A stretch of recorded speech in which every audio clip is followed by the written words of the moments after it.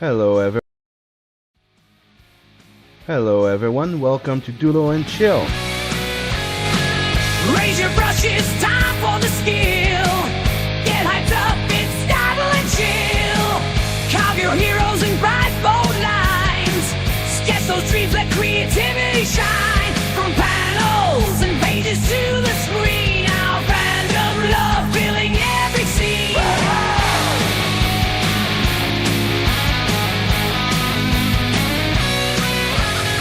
We'll gather round, it's time to draw. Heroes rise and villains fall. Fan art nights, we got it all. Power up the naked towel. Anime, stay comics flying high. Movies, games, reach for the sky.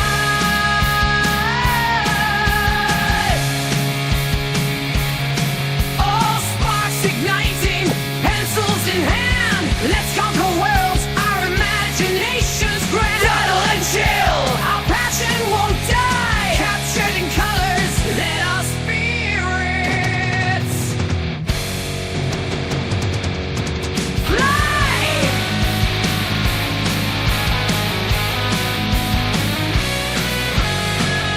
Every frame a story to be told.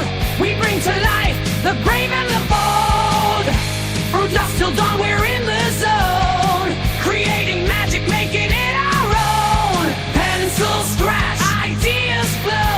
In this epic world, our passion shows.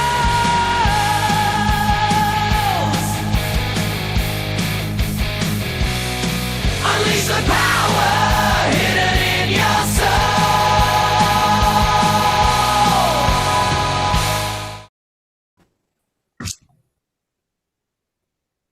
Hello, everyone.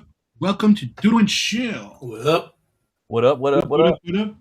Okay, just making sure everything's good on my end. On the other side, did you guys get this way? Can you guys hear the music when I was playing the intro? Yep. Oh yeah. Okay, because I saw you guys could still talk to each other. Oh yeah. Oh, I couldn't hear him. if he was I don't talking. know, but during the video, because the thing is, I couldn't hear you, but it seemed like you guys were still talking. No. I like this new version of Rumble. Yeah. It's a cool free app to stream. Oh really? Nice. Yeah. There we go. Yeah, it's free. You can stream on every platform. You can stream on Rumble, everything at the same time, and it's free. The only thing you have to pay is to be able to set it up like if more days in advance.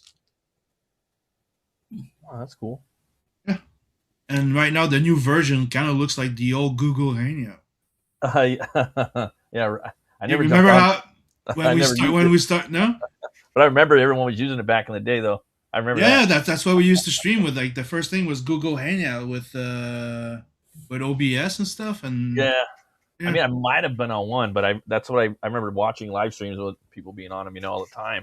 it just happened that it's weird how they killed they killed the Google Hangout and Yeah. StreamYard at the same time came to be. Yeah. Right. It's Isn't that weird. the way we'll- Coincidence? I think not. Yeah. Right.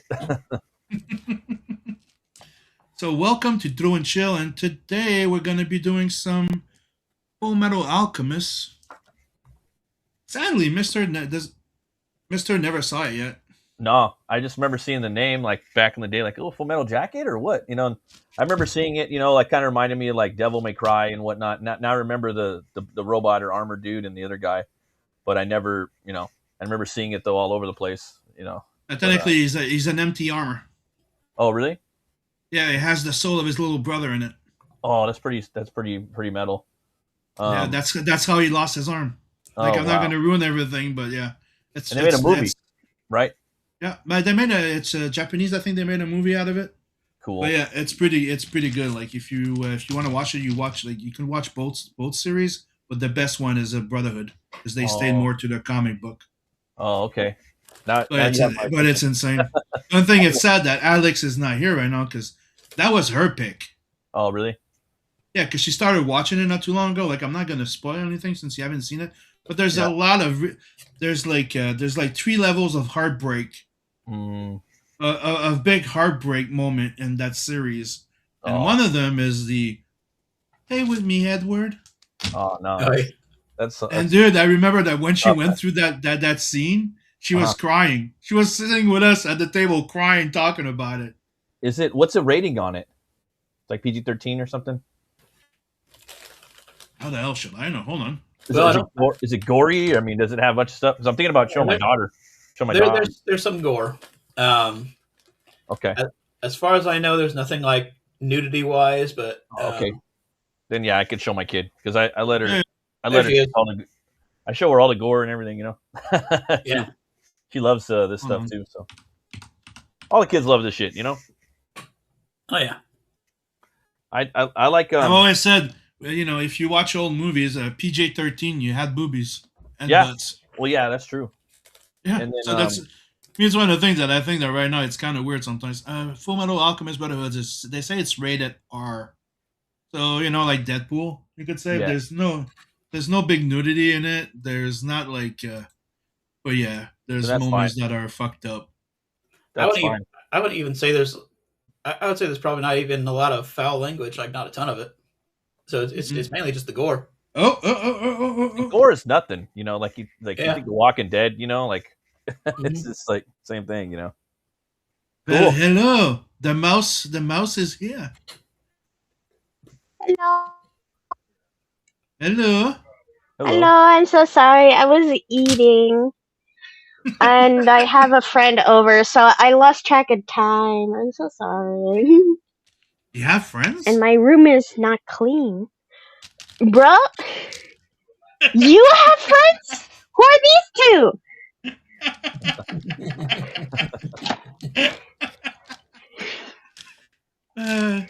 So you were at home playing with Edward? Bro. Edward. Play with me, Edward. Oh, before I go on and we keep going, we go on track. I just want to go. Look, this is my pick of the week. I went to the comic book shop, and they had Lobo #2. I haven't been in 2 weeks, so it could be 2 weeks. Pretty good. Pretty good episode or issue.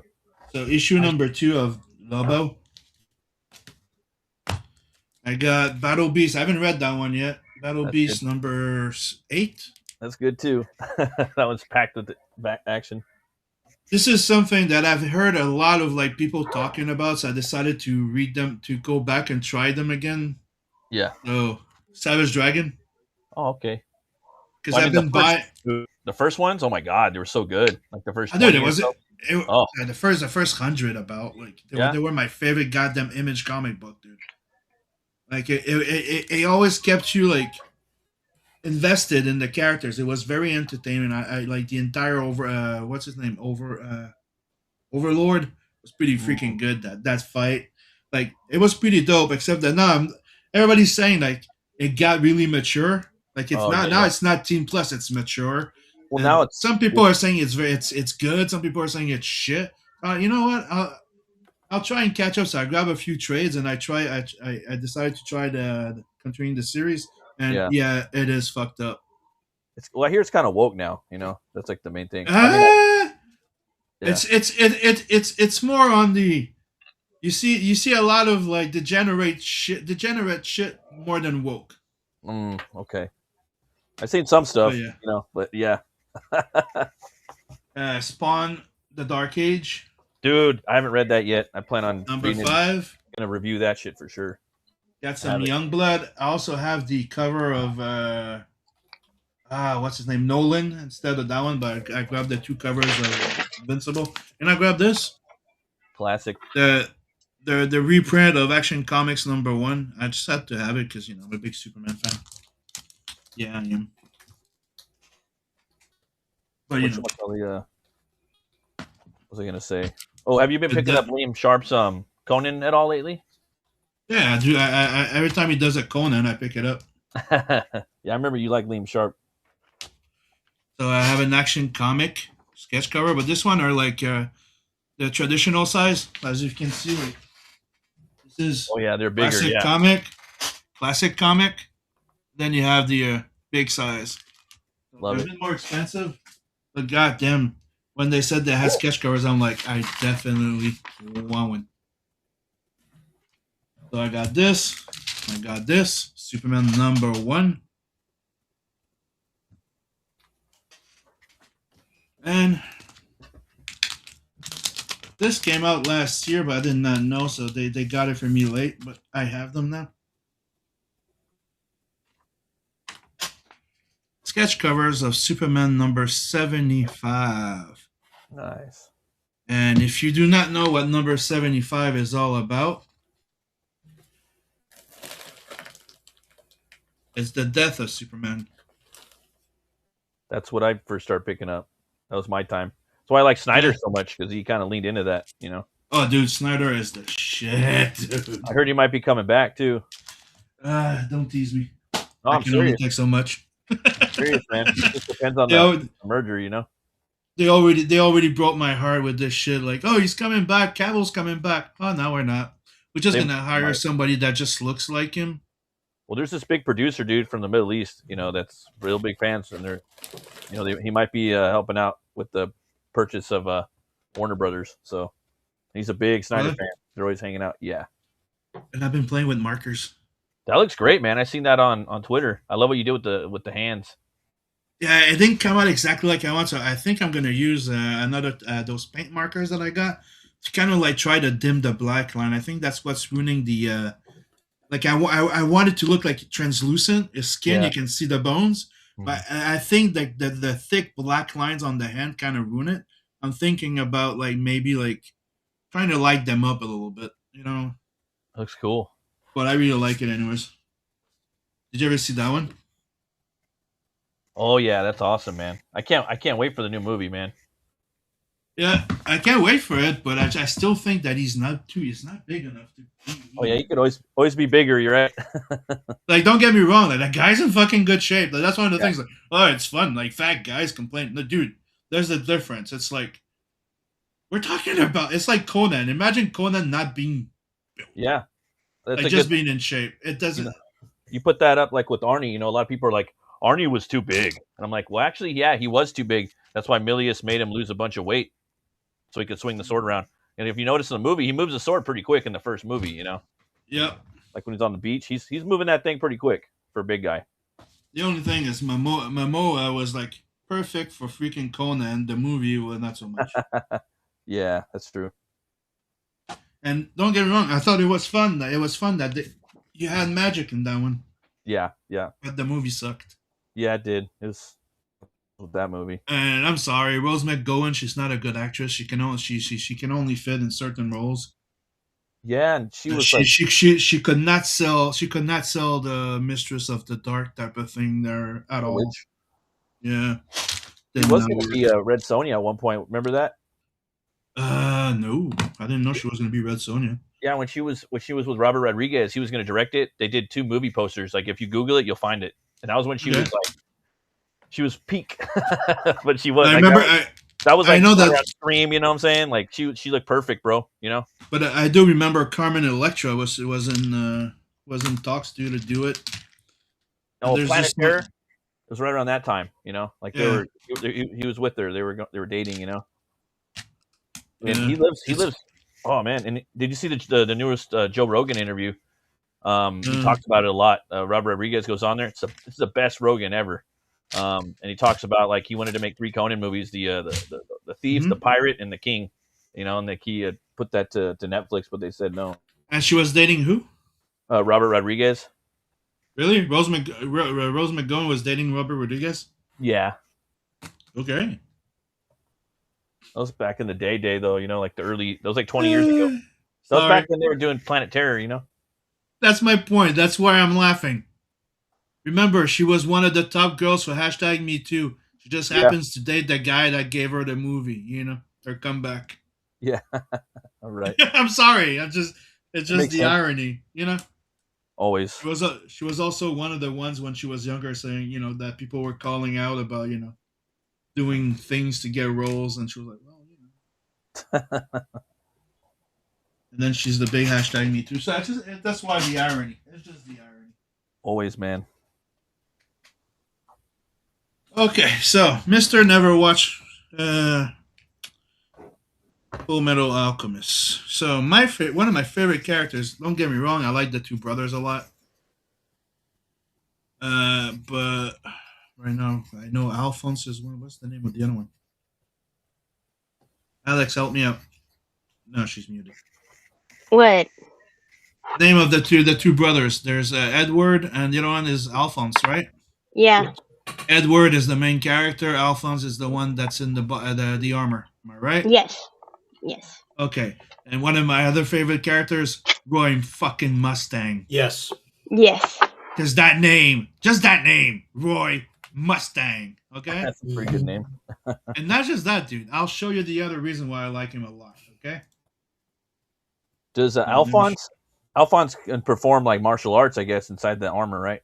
Or I mean, the Yeah, spirit he does, fights. right? Yeah, he fights. Does he have any Controls guns or full armor. weapons, or is he just punching Nope. holes through people and kicking and stuff? I think he has swords, but he doesn't have guns. It's, I'm just trying to figure out for this drawing, what type of poses and stuff. yeah. Well, give me a sec. I'm gonna answer that question in a way. I'm looking at a toy of him right now, and he's like fully posable. It's pretty badass. Okay, share screen. Sorry. Entire screen. I want this one. Give me some goddamn audio. At the stage. And let's do this. Roy! Hey, you're still in Central? So, how are the Elrics doing? You keeping those boys out of trouble? I'm their commanding officer, not their father.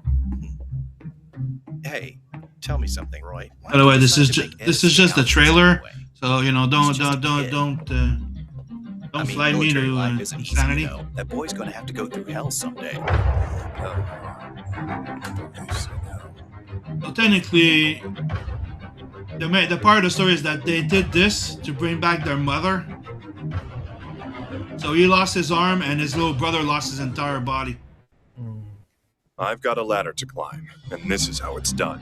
I need every mark in my favor that I can get, at least until I've assumed the office of fear. That is.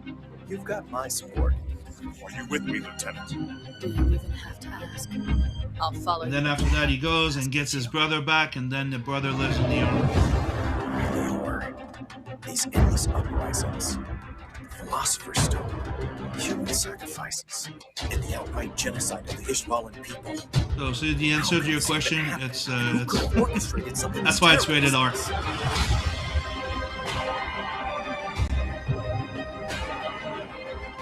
Bloodshed gives way to more bloodshed. Hatred breeds more hatred, until all of the violence soaks into the mind. And no matter how many times it happens, they never learn.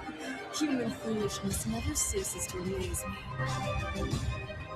So technically, he has to face the bad guys are technically the 7 deadly sins. Nice. I'm sick of watching people die, and I can't just sit back And their army of homunculi. anyone else get killed. No. Oh wow, like on Hellboy, huh? Uh-huh. Roger. Yep. Oh yeah, that series is pretty freaking good. Definitely want to see it. Definitely check So- it out. Here's the reason why I like Roy Mustang so much. What's up? Stupid human! He won't kill his friend!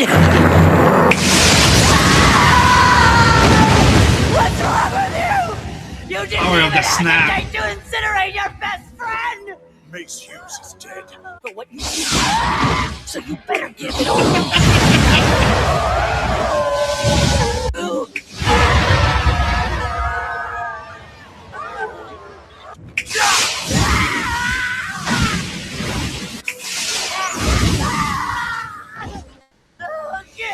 Oh, that one.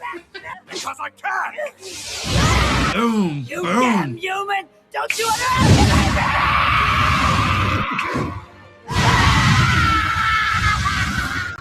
Again. Again. Dude. He's snapping his fingers. Yeah.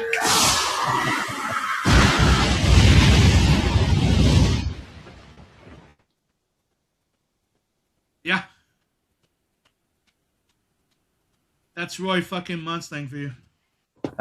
Pretty badass. Dude, I came up to the episode where he just like bam, bam, bam over bam, lust bam. constantly. I'm like, holy It's one of my favorite goddamn moments, dude. He just doesn't let go. Bang, bang, bang. yeah. He literally is a spoiler. Can I spoil? Maybe you could. A little bit. Oh, well, okay, listen. They all get hurt, but listen. The guy, he gets stabbed. And he's like bleeding out. But he comes back having burnt over his wound and has a lighter and burns the shit out of that that witch. I'm like, holy moly. That guy. That's the thing, is that they beat him to a freaking pulp. He doesn't have his ability. So you freaking carve the fucking Hydra in his arm. He cut it in, use a lighter to it, and starts going bang, bang again. I'm like, holy shit. Dude, he's so hardcore. Yes. Oh my Boy, god. freaking Mustang. Yes. Best character ever. You drive a Mustang? Nah. That would be pop mode if he drove a Mustang. Good, but like I said, it's too old. You know, it's in the olden days before The those olden cars. times. Yeah. Mustangs are badass, dude. That'd be cool if he drove one. My dad. If they did a reimagining of it, you probably would. Oh yeah. So let's start some doodling. All right. I'm gonna draw Alphonse. Alfonso Aurelio. Yeah, that armor is pretty dope. I was trying to like do a brutal pose. If I knew more about him, I could do like a better pose. But I'm just gonna have him flexing. That's all. Doing his thing, right? Yep. Flexing. So, did you finish watching the new Invincible? Of course I did. You're all done with it already? Yep. Okay. I'm gonna have to check it out. I'm like I liked it. It just feels like pacing wise. Uh-huh. That makes sense. It feels like the last episode was more like an epilogue to the one before. Oh, okay. More than a final episode. 'Cause usually they always have a punch, like like an ending, like a big thing that happens in that last final episode. This one it's different. It's not bad. It's good. Don't get me wrong. It just feels a bit off for a final episode. Kind of feels like there should be another one, or Yeah. But the one before is insane. So. Like a lot of people probably a lot of people like it, then a lot of people don't like it. But I mean, I don't think you could take anything away from the action on that show, man. Like, especially last season, like when he fought what was it, Conquest? Oh man, that was awesome. I really dug that. So you haven't watched any of the new ones, right? So you're just at the end of the one before with Conquest. No, I'm just out of when they just got out of hell, and basically the Vultrumites are attacking them in space. That's where I'm at right now. Mm. But usually, dude, I'll start watching it and then I'll start falling asleep, and so I gotta like. Okay, so you had the second fight of Conquest. Yeah. And so I saw that. I saw that fight too, where you squeeze. He's like, you will never breathe again.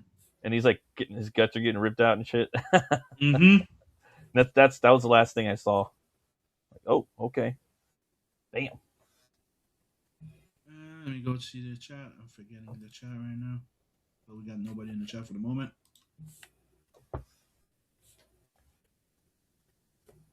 So, okay, before I keep going, let's do this. Before I forget. Is last weekend where I was thinking of doing like the subject to be your book. Oh yeah. We kind of skipped that day. Yeah. Yeah, work was horrible, man. And then I was leaving today too, and then I had to go back and they wanted me to do something, I had to fix it. Like, oh man. So we almost had to not you again. Yeah. I was like, not again. The link's in the description, people. So go check out Hell War on Kickstarter. Thanks, man. I think you're what 1,300 and something away from being funded. About. Yeah, man. I hope I hit it because this is the way like I wanted the book to be. Like I don't know if you want me to talk about it a little bit or. Yeah, that's why I'm bringing it up. So basically, I wanted it to look like a heavy metal record. That was the whole concept of it for 3 years, basically. And it's going to be 11.8 by 11.8, almost 12 by 12. So you know, it could go right in your record collection next to Lemmy and Ozzy. It's fully black and white. It's 106 pages of story, and it's really dirty and grimy and it's going to have copy stains in it. The art's photocopied. Like I said, it's all black and white, and that's basically like the whole concept behind that is like the band made this crazy record comic that you could find like in a back alley store in Norway circa 1990 or maybe on Hollywood Boulevard or in the gutter somewhere, or Sunset Strip. Like during the during the days of the 90s when metal was really big. It's starting to get there again, but the story wise, it's about this bounty hunter, this bounty hunter that works for Helnora. She's the goddess of Helheim. It's based off of Norse myth, and he actually moonlights as a bounty hunter. During the day, he's a mechanic, and he has a company called Volking Repairs, where he works on he works on cars, from Scandinavia, pretty much. And that was based off a guy that lived in my neighborhood, but that's another story. And also, he's in a band called Hell War. He's a guitar player of the band Hell War as well. So that's what he does. And the story takes place on the last day of basically it's the last mission he has to complete, and then Helnora will set him free. She's actually got him, kind of locked down, and his brother is imprisoned within Helheim. So just one more thing, and she's gonna let him go. Problem is, as soon as he completes that mission, she has actually one final one up her sleeve, and she kind of puts him in a place where he, basically she makes him an offer that he can't refuse. So he has to do another mission. And I basically based his character off of Robert Duvall's character, Pendergast from Falling Down. In that movie, it's his last day on the job, and Michael Douglas has a nervous breakdown and starts going around and doing a bunch of crazy shit during the 1990s in LA. Mm-hmm. And, so that's really where I got the concept for that. And the thing is with Hell War, if he doesn't play metal, slay with metal, or work on metal, he turns into this mindless hulking beast called the Hellbinger. And it's that one behind him. And so generally he's usually working with axe. He has a guitar axe, and he has a sword axe too as well. I'm sorry, a guitar sword as well. That one? Yeah, that's the Hellbinger. And for everyone that backs the book, the printed edition, they're going to get that as a poster. It's going to be 11 by 17. Also a glow in the dark guitar pick, and a bumper sticker as well. So that's some of the stuff. And then I have an alternate cover by Preston Azevedo, and a couple of art pages up on, maybe one more art page up on there, and also some commissions as well. I'm probably gonna bring out some more art pages too, just to kind of spice up the campaign a little bit, because I'm edging about 2 weeks now. Okay, you put it on for how long? 60 days. So it's coming up on towards the end right now. So why did you pick Kickstarter? I picked Kickstarter because it was pretty easy to set up, and ultimately it's got the biggest. It's been around the longest. It's like Coca-Cola compared to the other ones. The other ones are like RC and Shasta. And then I've been hearing tell of like really bad problems with IGG. So I just kind of stayed clear of that. And I learned a lot of stuff with Kickstarter this time. And like I said, this book it's going to be a square book. So like the sequentials and the whole like concept of telling the story is a little different than 11 by 17. Like when you're attacking the pages, and that's the way I set it up, man. I want it to be that way. If there was a stretch goal, it would come in a record sleeve as well. But yeah, that's the way I've always envisioned this book. So hopefully praying I could make this happen. And I think like it's doable, but it's things are starting to get very interesting right now. There's the first 13 pages of the book are up on there on the site. So you guys, if anyone that's watching or whoever wants to check it out, you guys can take Hell War for a test ride. And the tone of the book is a lot like I would say Army of Darkness, so it's a little tongue in cheek, but it's packed with action and gore and a little bit of nods to different metal bands and metal songs and stuff like that. I'll also say Hell War rides. He has a steed that he rides called Goldmane, and it's his war horse. So Okay. That's the motorcycle. yeah, and he helps him out a little bit in the story, Yeah, but his brother, he has a special power, and that is basically he learns things very fast. He's a fast learner. Hell War is actually someone from Norse mythology. He's definitely not Thor, but I never say who he or his brother is. But you could kind of figure it out if you do like a quick Google search or something, in the Norse myth, possibly. But yeah, that's some of it in a nutshell. There's also a song up there too on the first update. Anyone wants to go and download, if you guys don't want to back the book, you can get a song or check out the first 13 pages.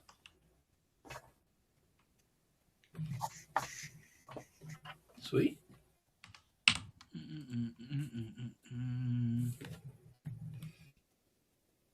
Is it Euro?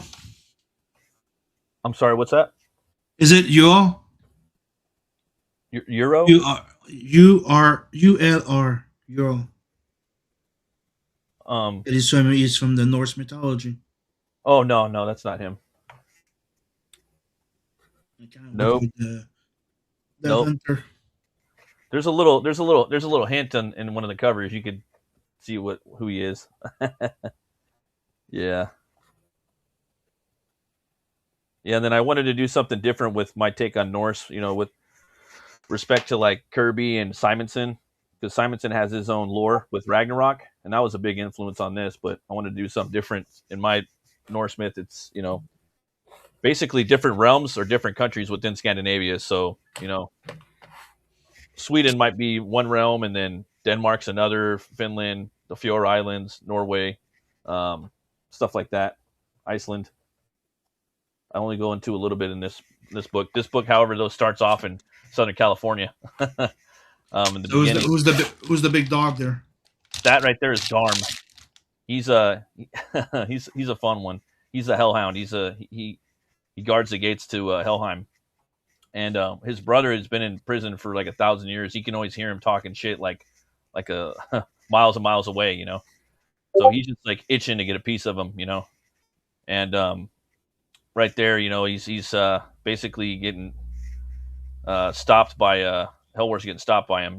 He's telling him, you're not going anywhere unless you do something, pretty much. And he's like, man, I'm tired of all you're all barking, you're all barking, no bite bullshit. Get out of my way. And maybe a fight will ensue with his brother right there, or maybe not. So. But yeah, definitely the book's definitely inspired by like a lot of different things, man. Like comic book wise, it's a Lobo, Incredible Hulk, and Thor, But there's also a big influences like from the metal that I was listening to growing up, a lot of the Scandinavian stuff, melodic death metal, also black metal, and the metal scene in general, just in like the 90s. But also like just like black and white comic book art, a lot of the ones from the 90s, like The Crow, Ninja Turtles, Mad Magazine.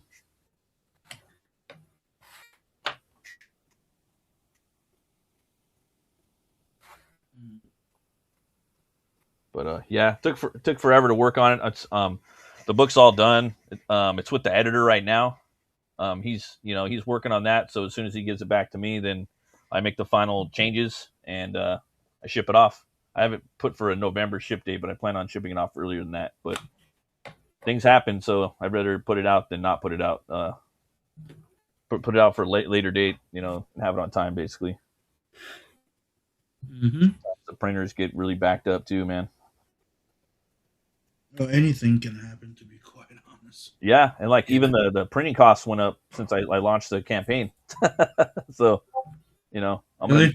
I'm gonna be coming out of pocket a little bit on this one, or I'm gonna be looking for other printers, other options, So, but it's gonna happen regardless. When I make a comic, I finish it, So it's like either way, I just want to make this one the way it's supposed to be, I guess, intended to be.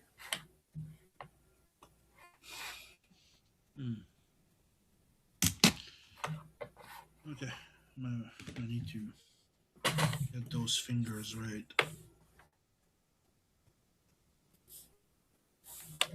Sam, Yes. look in the family chat. Yeah, I know you're Markiplier lookalike guy. Yeah. It's so stupid. I'm sorry.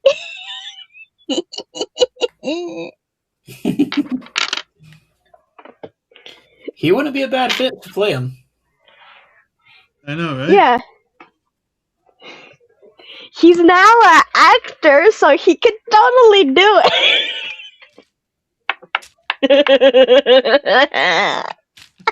Is he really an actor? Just saying. He made Iron Lung. He's an actor, producer, and all about. Doesn't mean that he's a good actor. Just saying. He did pretty good, actually. It's just really hard to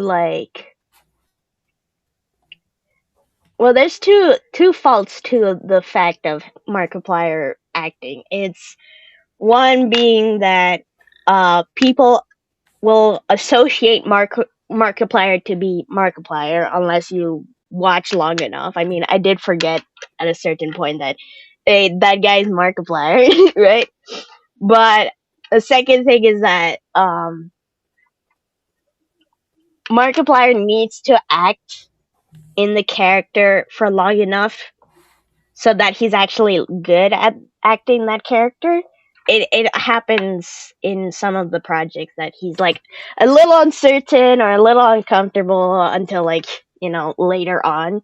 So like later on in the movie, like he's obviously a lot more comfortable and he does well. But yeah, no, he's not bad. He's been acting for a little while.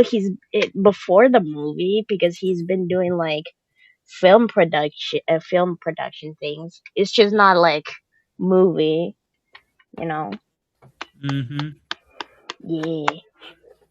Yeah. And it's not. I mean that applies to most actors too, like especially in shows.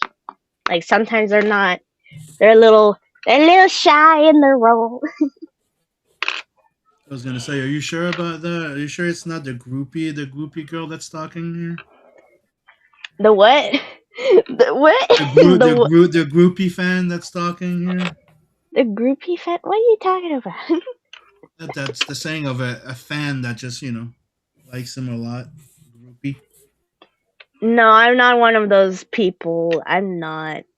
I met actually a girl who is actually like, oh my god, Markiplier is so hot. And like, you're fucking weird.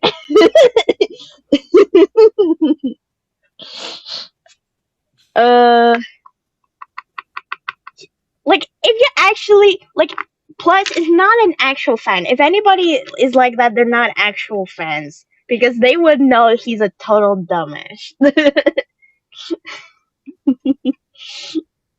Like you should see the dumb shit he does. Really? Yeah, he's a total dumbass. No, he's a nice guy, but he's like, he's like, Nat, but not like a complete asshole, Wow. Yeah, I'm sorry. Nat can be like that sometimes. I'm sorry. Like, Markiplier is like Nat if, Nat isn't, doing the thing of rage baiting people. I mean, beforehand, like, the younger Markiplier was like that, though. But now he's a more respectful man. Ow.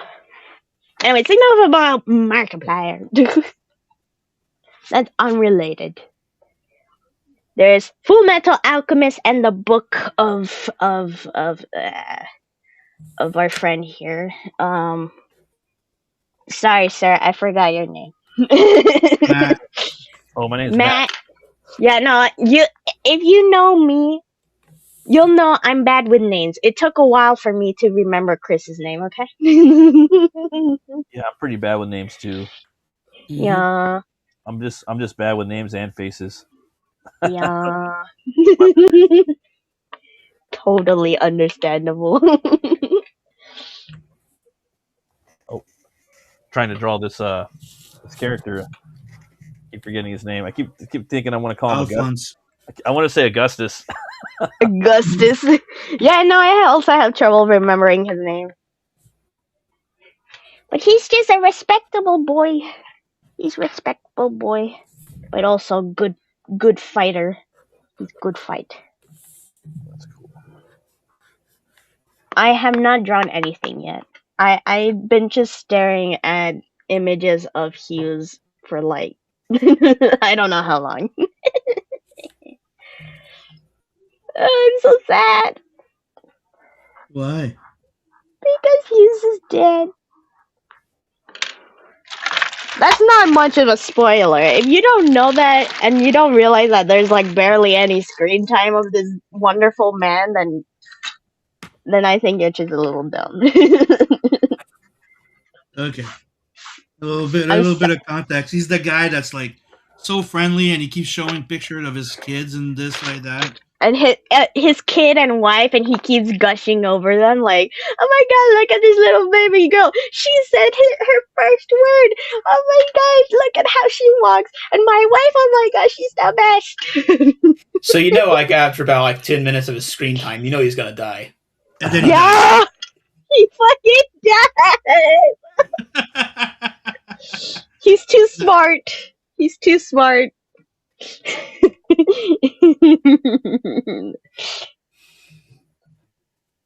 I have to like characters that have glasses and they're sweethearts and then they fucking die. And, you know, he's the typical guy that everybody likes, who dies, and everybody's riled up. You know what I mean? Like, Yeah. you need to avenge him. It's the thing.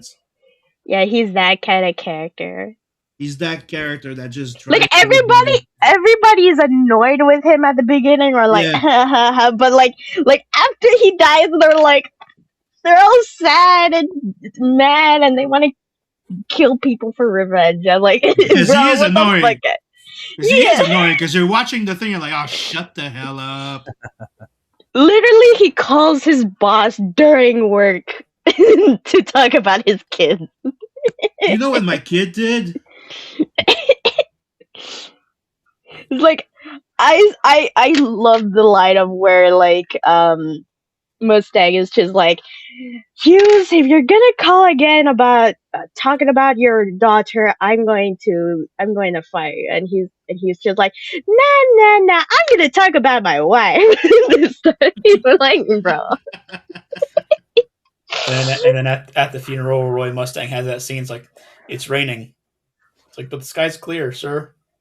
Yep, there's the rain. Oh yeah, that one. Yeah. Oh, you see the man like the tears. Everything about it is just sad. Yeah, that series had three big heartbreak moment. That's one. Then the other one is when you discover the dog. Yeah, no, but that is that. Oh, that's more fucked up. That's the chimera. yeah. Oh, you got a chimera? Technically, you did. Okay, fuck off. Spoilers. Spoilers. Fuck Well, it's like the second episode, to be honest. Yeah, but dude, it's been out for so long. I won't remember anyway. Yeah, but the way I'm seeing it, it might help you want to go see it. Yeah, no, I'm already down to watch it. I want to probably watch it with my kid. Yeah. There's a scene where he meets a scientist that's been doing some weird research. Yeah. On chimera. Uh-huh. And then Yeah, he has a talking dog. But then you find out that the dog was his daughter. Oh, dog. Yeah. Merged, No, it's merged not with the family only dog. that. It's Merged not with the only family dog. that. Oh, Yeah, He no, did- it's he not did the- only He that did though. the fusion ha with the dog and the kid. oh, it's brutal. If you want to say more about it, go right ahead, Alex. Yeah, no. It's the fact is that the guy, his name is Tucker. Like as Sim said, he was like a state like scientist or whatever. Blah blah blah.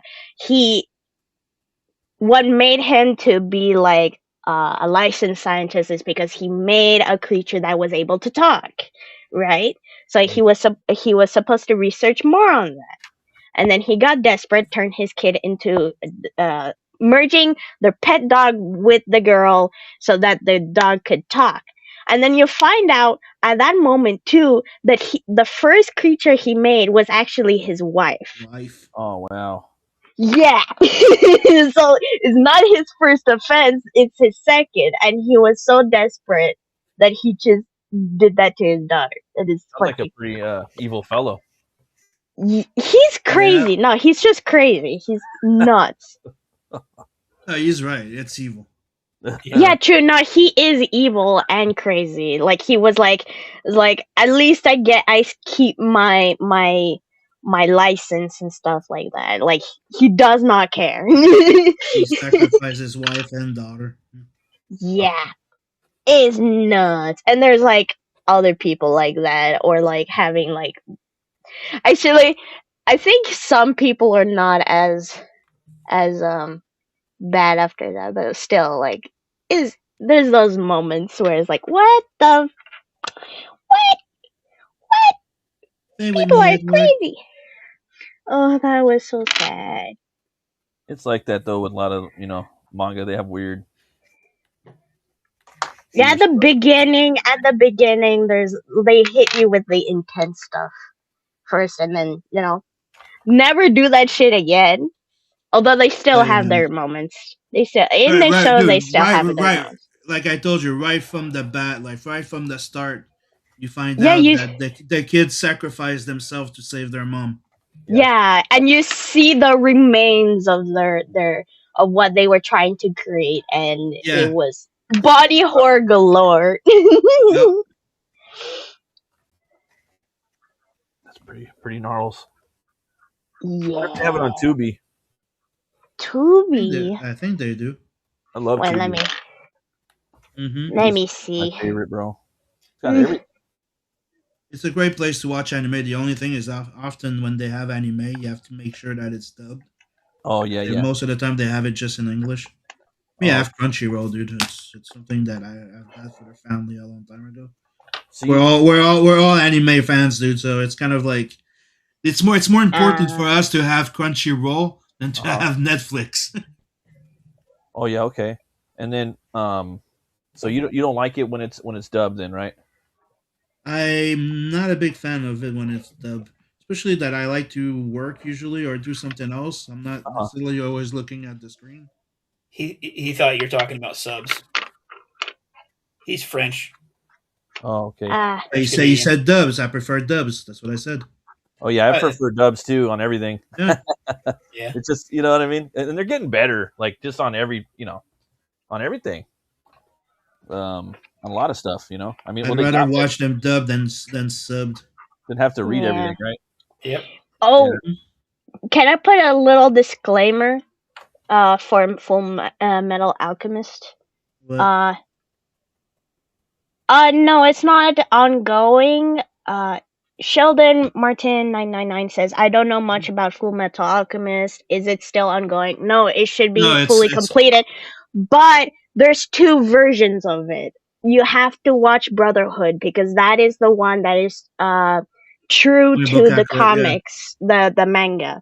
The first one they caught up really quickly and decided to continue even though the original writer was not finished with the manga. So it's not canon. No. So you have to watch Full Metal Alchemist Brotherhood. Brotherhood is important. The original series, they just went their own way. Yeah. I would put my hook my phone up to this and just drop it down, but my phone's dead right now. Maybe Yeah. I'll leave and come back, and that way you can see what I'm drawing. Yeah, no, I'm also drawing on paper too right now because I cannot share my thing. Look at that! That's Yes. great. Oh. How do I do this now with this one? Trying to get used to. Can I do this? Hold on. I'm trying to get used to this body armor that he's wearing. Yeah. He got bulky armor. The shoulder placement I did wrong. I need a face. I go back and redraw the shoulders. Yes. Okay, I I can can't remove do this. you. You guys hear about that new Mummy movie that came out? Do it. The new Mummy movie, but I think it was Lee Cronin's Mummy. The new it just came out. Nope. I think it came out last Friday. My Nope. wife saw it. She said it was really good. Ooh. It was a I direct bet. one of the Evil Dead remakes, and he said he like low key kind of like connected it to Evil Dead a little bit. I was like, okay. And my wife's like, you better go take your daughter. She loved that, I'm like, all right. I still like. I still haven't seen the new fucking Frankenstein. Oh, okay, yeah, you gotta watch that. I have it. I Oh, just great. been. It's one of those. It's. I really love that story, Yeah, and there's been so many freaking iteration of it. yeah. No, It's kind of like I want to watch it, but I don't want to. yeah, I hear you. Yeah, it's and it's not a direct. It's Guillermo del Toro's Frankenstein. It's not Yeah, I Shelley. know. You probably know everything. You probably read everything about it and know all the shit about it already. Yep. So, but just know that going into it, and you'll like it a lot more, bro. And just know that. I also found out that they did a remake of Bram Stoker Dracula, and it's the guy that did it's Luc Besson. by Luc Besson. Yeah, I've been waiting for that one to come out too. it's out. I have it. It's. I mean, I've had it for a while, but I wanted to go see it in the movie theater, but That's not gonna happen. I think it's not gonna happen. It's been out. It's been out for a while. It's It's been done forever. Like I've had it for like over I think almost a year now in a DM, but I never opened it because I wanted to. I love Bram Stoker. That's my favorite movie, and Luc Besson, like he's like, yeah, dude, I was totally influenced by that, which I respect that. I respect people that like this is that. I took influence from this because everybody borrows from everybody, bro. It is what it is. So I can't wait to watch that. But the Guillermo, man, the first like 10 minutes of that movie, he has some sick ass kills, bro. Like badass shit, He's definitely the most badass like Frankenstein you'll see, but he don't use it that much, bro. He don't use it that much, And it's definitely gothic and very well acted. When I was in college, there was a script, class for scenario and shit like that. Yeah. And one of the scripts that I wrote was technically a sequel to Modern Prometheus. Oh, okay. You know what that is? Frankenstein? Yeah. Yeah. Oh yeah, man. Picking up at the end where he's like, sinking in the water. Yeah. After killing him in the boat. Yeah. And the thing is, Guillermo, he was gonna do a direct like adaptation, 20 years ago with Doug Jones, and there's even interviews with Doug Jones now talking about it, but it just didn't, it didn't happen, and he was just like, yeah, I'm not making that movie anymore. I want to do this. A lot of it had to do with like the passing of his father, and a lot of it's really a father and son movie. It's a great movie, dude. The Guillermo's Frankenstein. It's Guillermo del Toro's Frankenstein as much as Bram Stoker's Dracula is Francis Ford Coppola's Dracula, It's like that. That's the best like way I can put it, dude.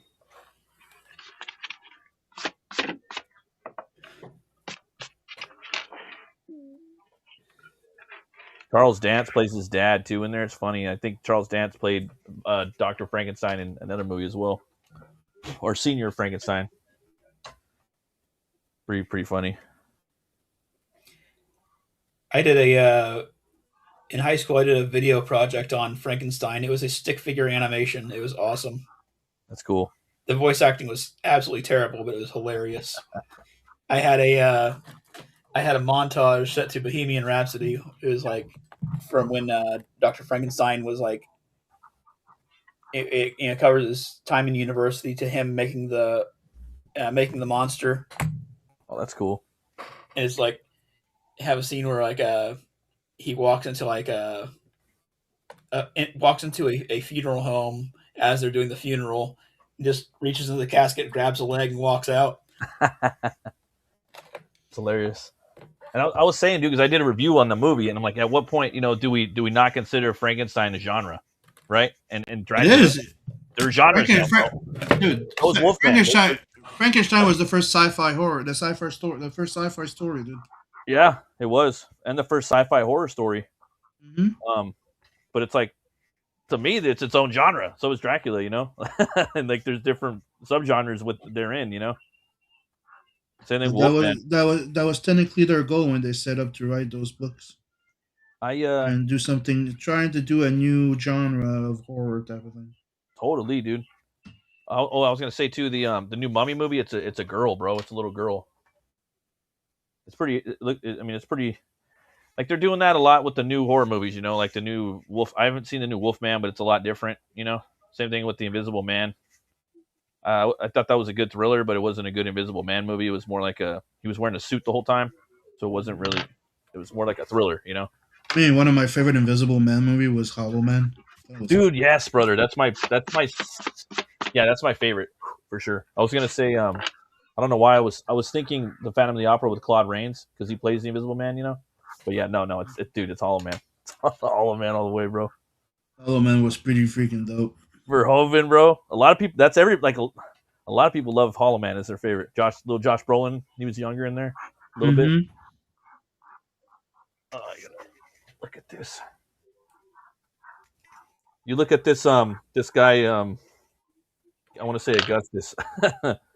You look at his Alphonse, and yeah, it's not as easy as it looks. Nope.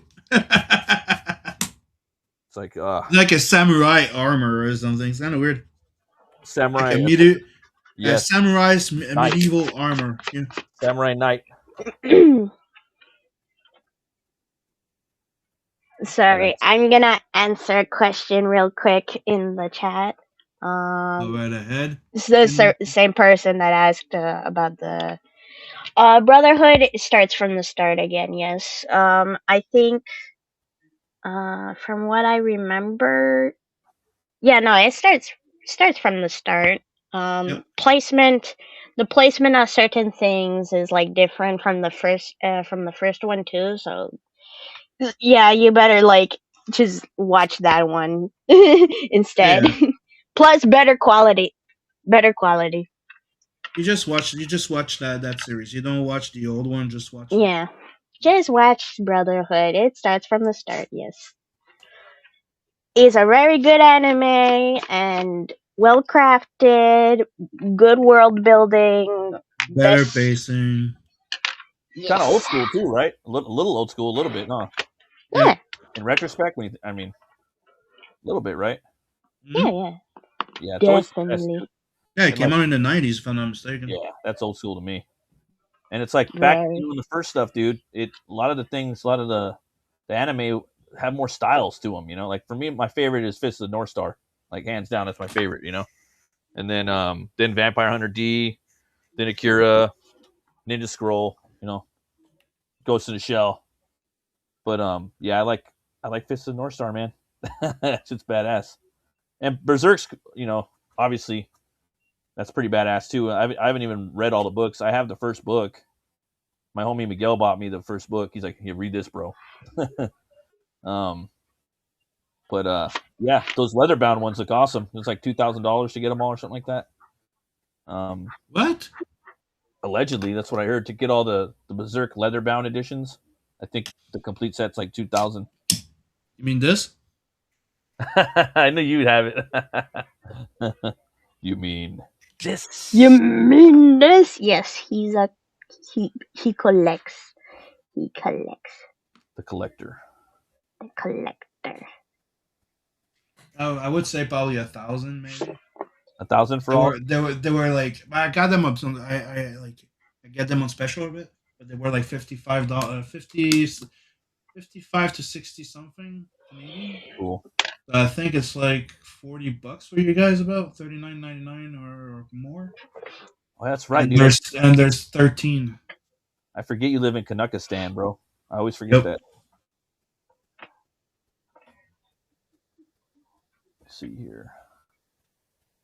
And with the entire thing, the value of the money kind of went down. Yeah, right. Dude, my gas, bro, is $7 over here, bro.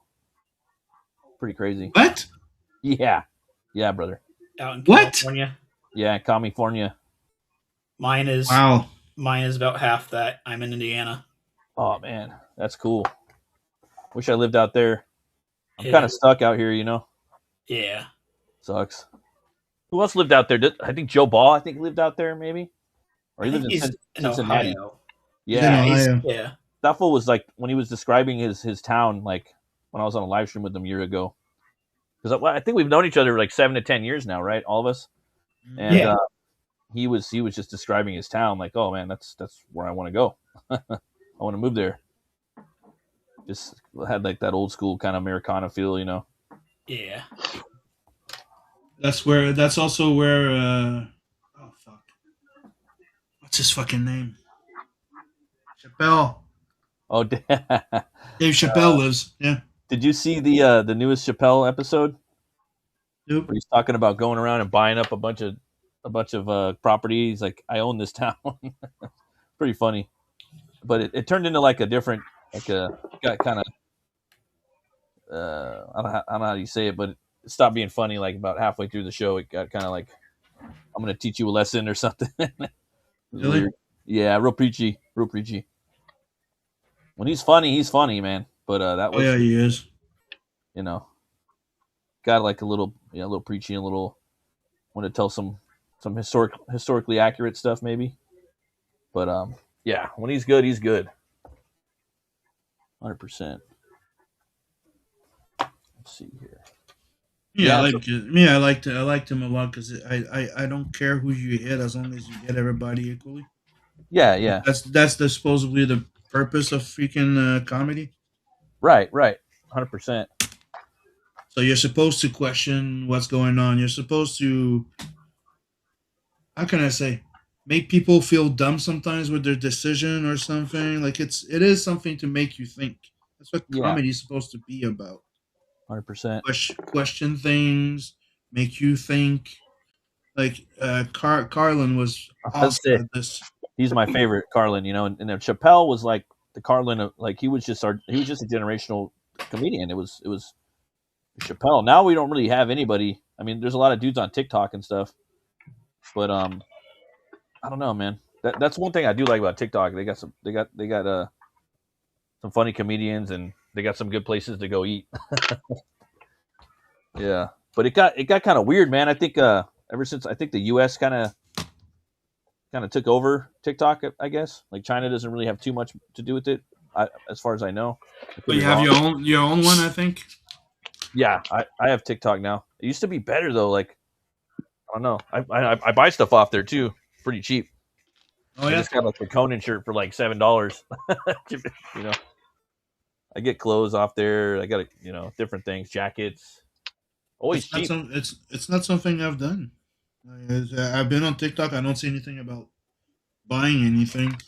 I know that you can sell stuff. Yeah, but I'm not allowed to do it here. I sold a couple comics on there. There's this one guy that sold like 3,000 comics on there. He was making bank. Yeah, but it was an anomaly, you know. Wasn't it Dog N guy? The Dog N guy? Maybe it was a N-word dog guy. No, he had a book called forgot the name of the book. It was like Blood Shadow. I think that was the name of it. Okay. Yeah, and it was like a kind of like a killer book, dude. Like just like a mercenary type, kind of like Deathstroke, you know. But yeah, the dude was just like an indie guy, you know, young guy starting out. I remember the story of the guy with the N-word dog, where the guy's a Oh dog, yeah, yeah. and he goes hunting for his dad to rape him. Oh wow, that's pretty yeah. I was like, what the fuck is that? Yeah, that sounds pretty But that guy was selling a lot. I'm like, well, God really? damn. Guess so. Yeah. Right. Got that.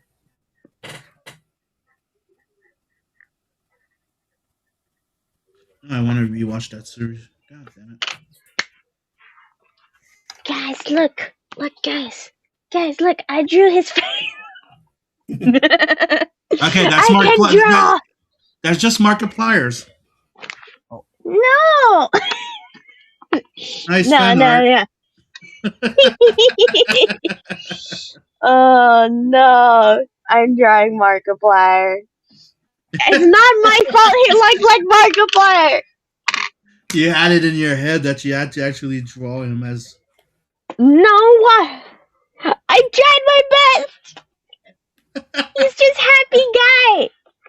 He's just happy guy. Look at him. He's happy guy. He's happy guy. The fact that he looked like Markiplier is not my fault.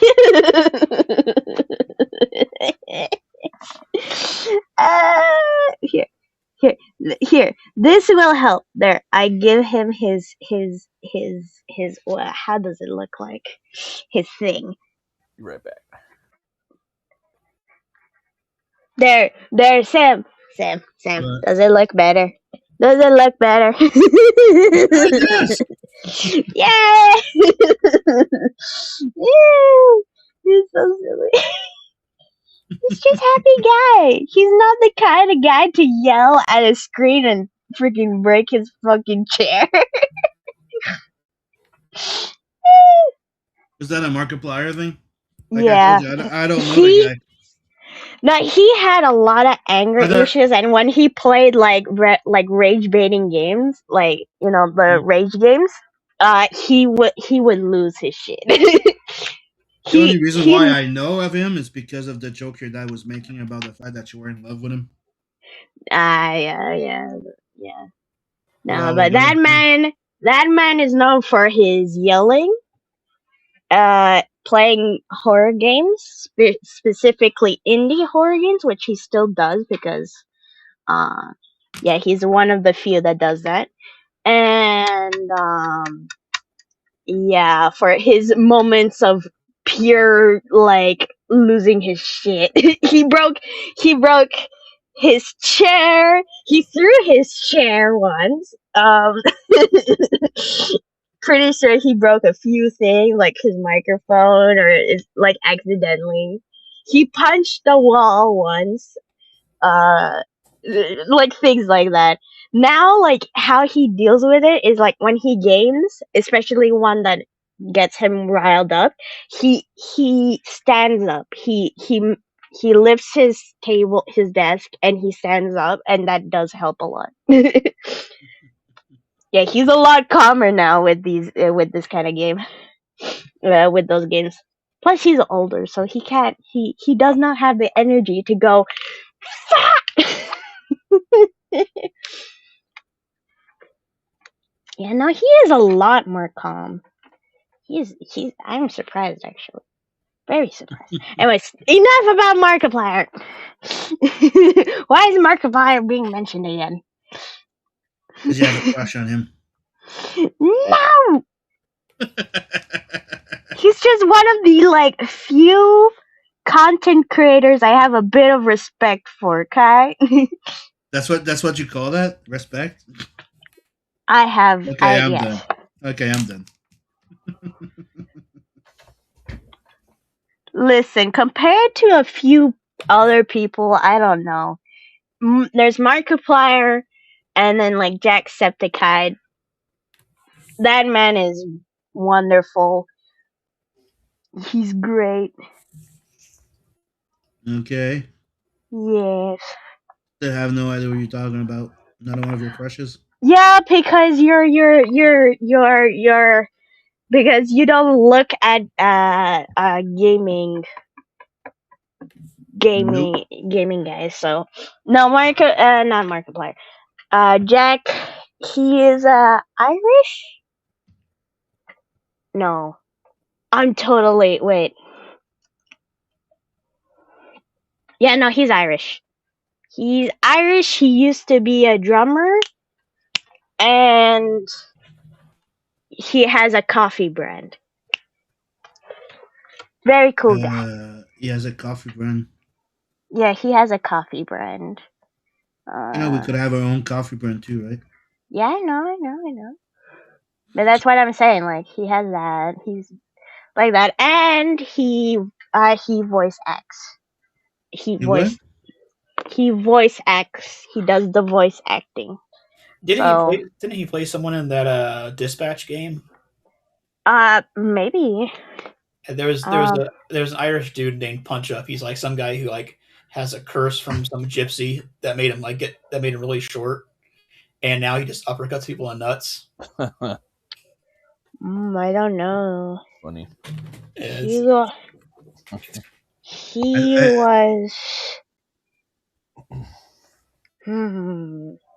I think this is insulting to Irish people. Irish people. I mean, I'm short, and the most I can do is reach up and punch someone in the nuts. So yeah, it's not a bad It's not an untrue stereotype. It's just a bad one. No, can't catch me. I'm a leprechaun, can't you see? I was reading some Bram McMorn. You guys ever read Bram McMorn? No, I don't know what that is. By Robert E. Howard, it's like that ruler of the Picts. Nope. They're like a small race that go up against the Roman Empire. But he only wrote like three stories with him, but they're pretty badass. But the two like most significant ones are Worms of the Earth and Kings of the Night. In Kings of the Night, it's a crossover where Cole, you remember King Cole? Mm-hmm. He comes down to help them fight the Romans. So it's like the Picts, it's the Gales, it's the Celts, and it's some of the Northmen, some Vikings. It's a pretty badass book. And but yeah, like they're the Picts and they're the small people. That was basically his version of the Hobbits. Was and Brian McMorn was the ruler of them, and he was like the purest blood out of all of the whole race, And he was a little bigger than the rest of them. The rest of them were smaller, and they had like black eyes, and they're badass, dude. But he puts these Picts in every single age throughout all of his writing. Like in the Atlantean age, the Thurian age, they're in there. Then they're in the time of Conan, the Hyperborean age. They're a little more primitive during that time because they devolve. And then in the Roman times, they kind of evolve a little bit, but they start moving into the mountains and they start living there. It's pretty wild though, man. But they're not really based off of the actual Picts from actual history. He wanted to tweak it a little bit. We have a Mr. Yanofui. Yo, what up? Mr. Yanofui? Yanofui. Fui. Is he friend with Hong Kong? No? That's too old. It's dark. What was the name of it? Hong Kong Fui was the Kung Fu dog. It was an old cartoon. Dog. Yeah. Ow.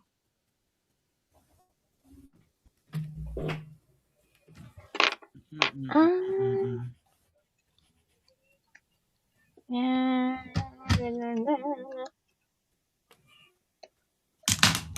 This is where I'm at. Oh, whoop, wrong thing. Look at him. Oh, I could do that. Hold on. How can I do this? That's you. So, what are you doing? I got working on this Look guy. at him. Look at this guy flexing. Yeah. He flexing. Trying to do the He go. Plus, my finger still falling out. Oh no. Yeah. So I'm working on Augustine. Keep forgetting his name. Alphonse. Alfonso. I'm gonna remember that. Alphonse. Okay, now let me Alphonse. try. Let me try and figure out. Okay, hold on a My second. phone's still like my wife prank called me, and then had to unplug it. Got to plug it back in. Okay, hold on. Boom, boom. There we go. Nice. Mine's There down. you go. Look at him.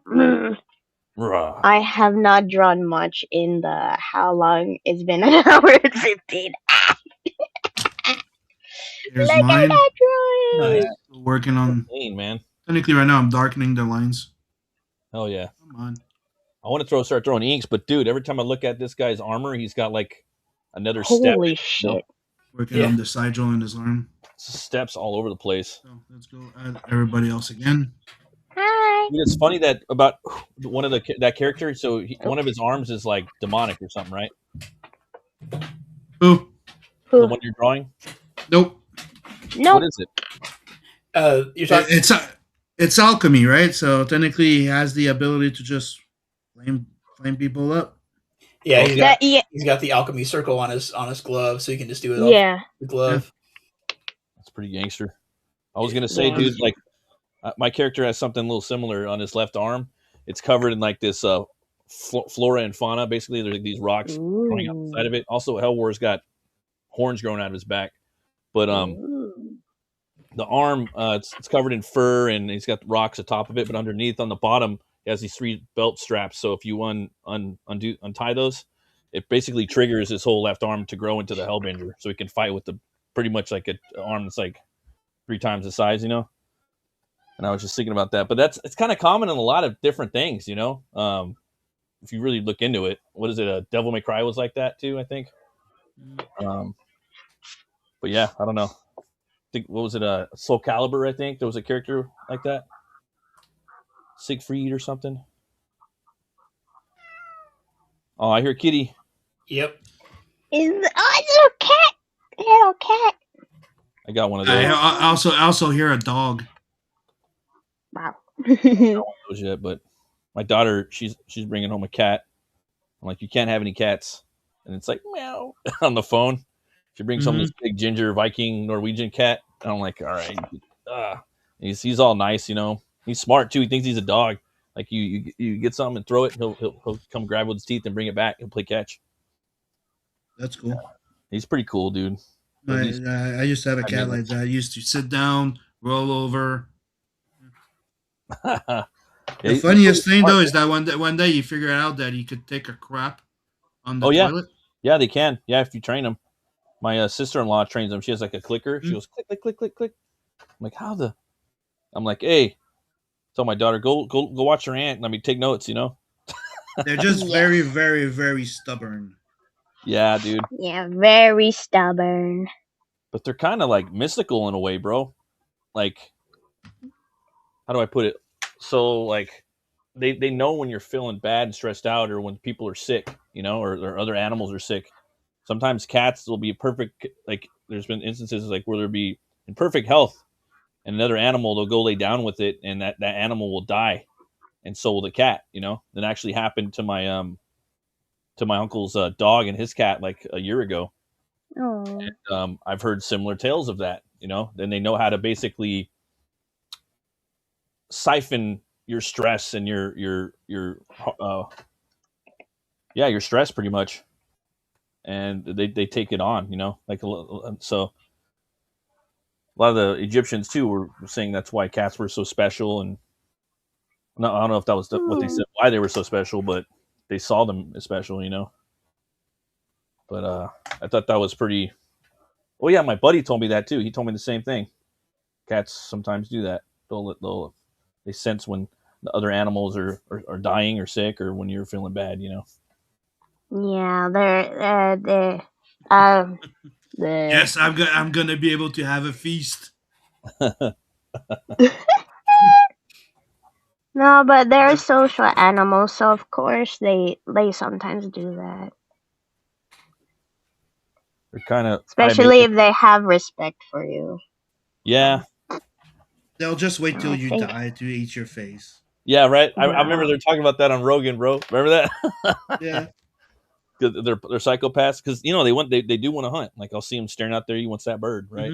Let me get that bird, bro. Let me get that bird, bro. And No, then the you can't. squirrel comes on the balcony and goes, "You fuck! You want No, it? You want it? Squirrels are eating. They're eating other animals now, bro. You hear about that? Yep. Yeah. They're evolving, bro. Evolving. Is it Scary. barbarism always wins? There's one time a bird got in through my window, and it proved to me that my ex was wrong about my dog because I got a husky, and she's like, "Oh, the dog's gonna his prey drive's gonna be so crazy he's gonna kill one of the cats." Well, so the dog and the cats were hunting the bird together, and if the cats got in the way, the dog pulled back. It's like, oh no, he's good. He's good. Yeah, he good. Some say that like I mean, there's always there's always theories we never know, but some said that like the reason that's why we call him man's best friend. They helped us hunt the Neanderthal. Yeah, to extinction. That's one theory. I don't know. I don't believe it really, but it's possible. I think Neanderthals had dogs too. I think they're a lot smarter than what we gave them credit for. Yeah. They were basically like the real world version of dwarves. They were shorter, stockier, and Stronger. Yeah, stronger. Did you see the Y-Files episode on them? No. It's one of the best things I've seen. It was the best video I've seen last year on YouTube, and I hadn't seen. You ever watch the Y-Files, by the way? Nope. Oh, check it out, guys. You'll love that. Check out the one about Neanderthals. It's 45 minutes, but it is a good one. It's a great, the Y-Files. Okay. But I was watching a documentary. But I've never watched it. He has tons of videos. What he does is he shows why half the video of everything he does. The first half is why he proves something. He'll prove a theory, and then the second half is he disproves it.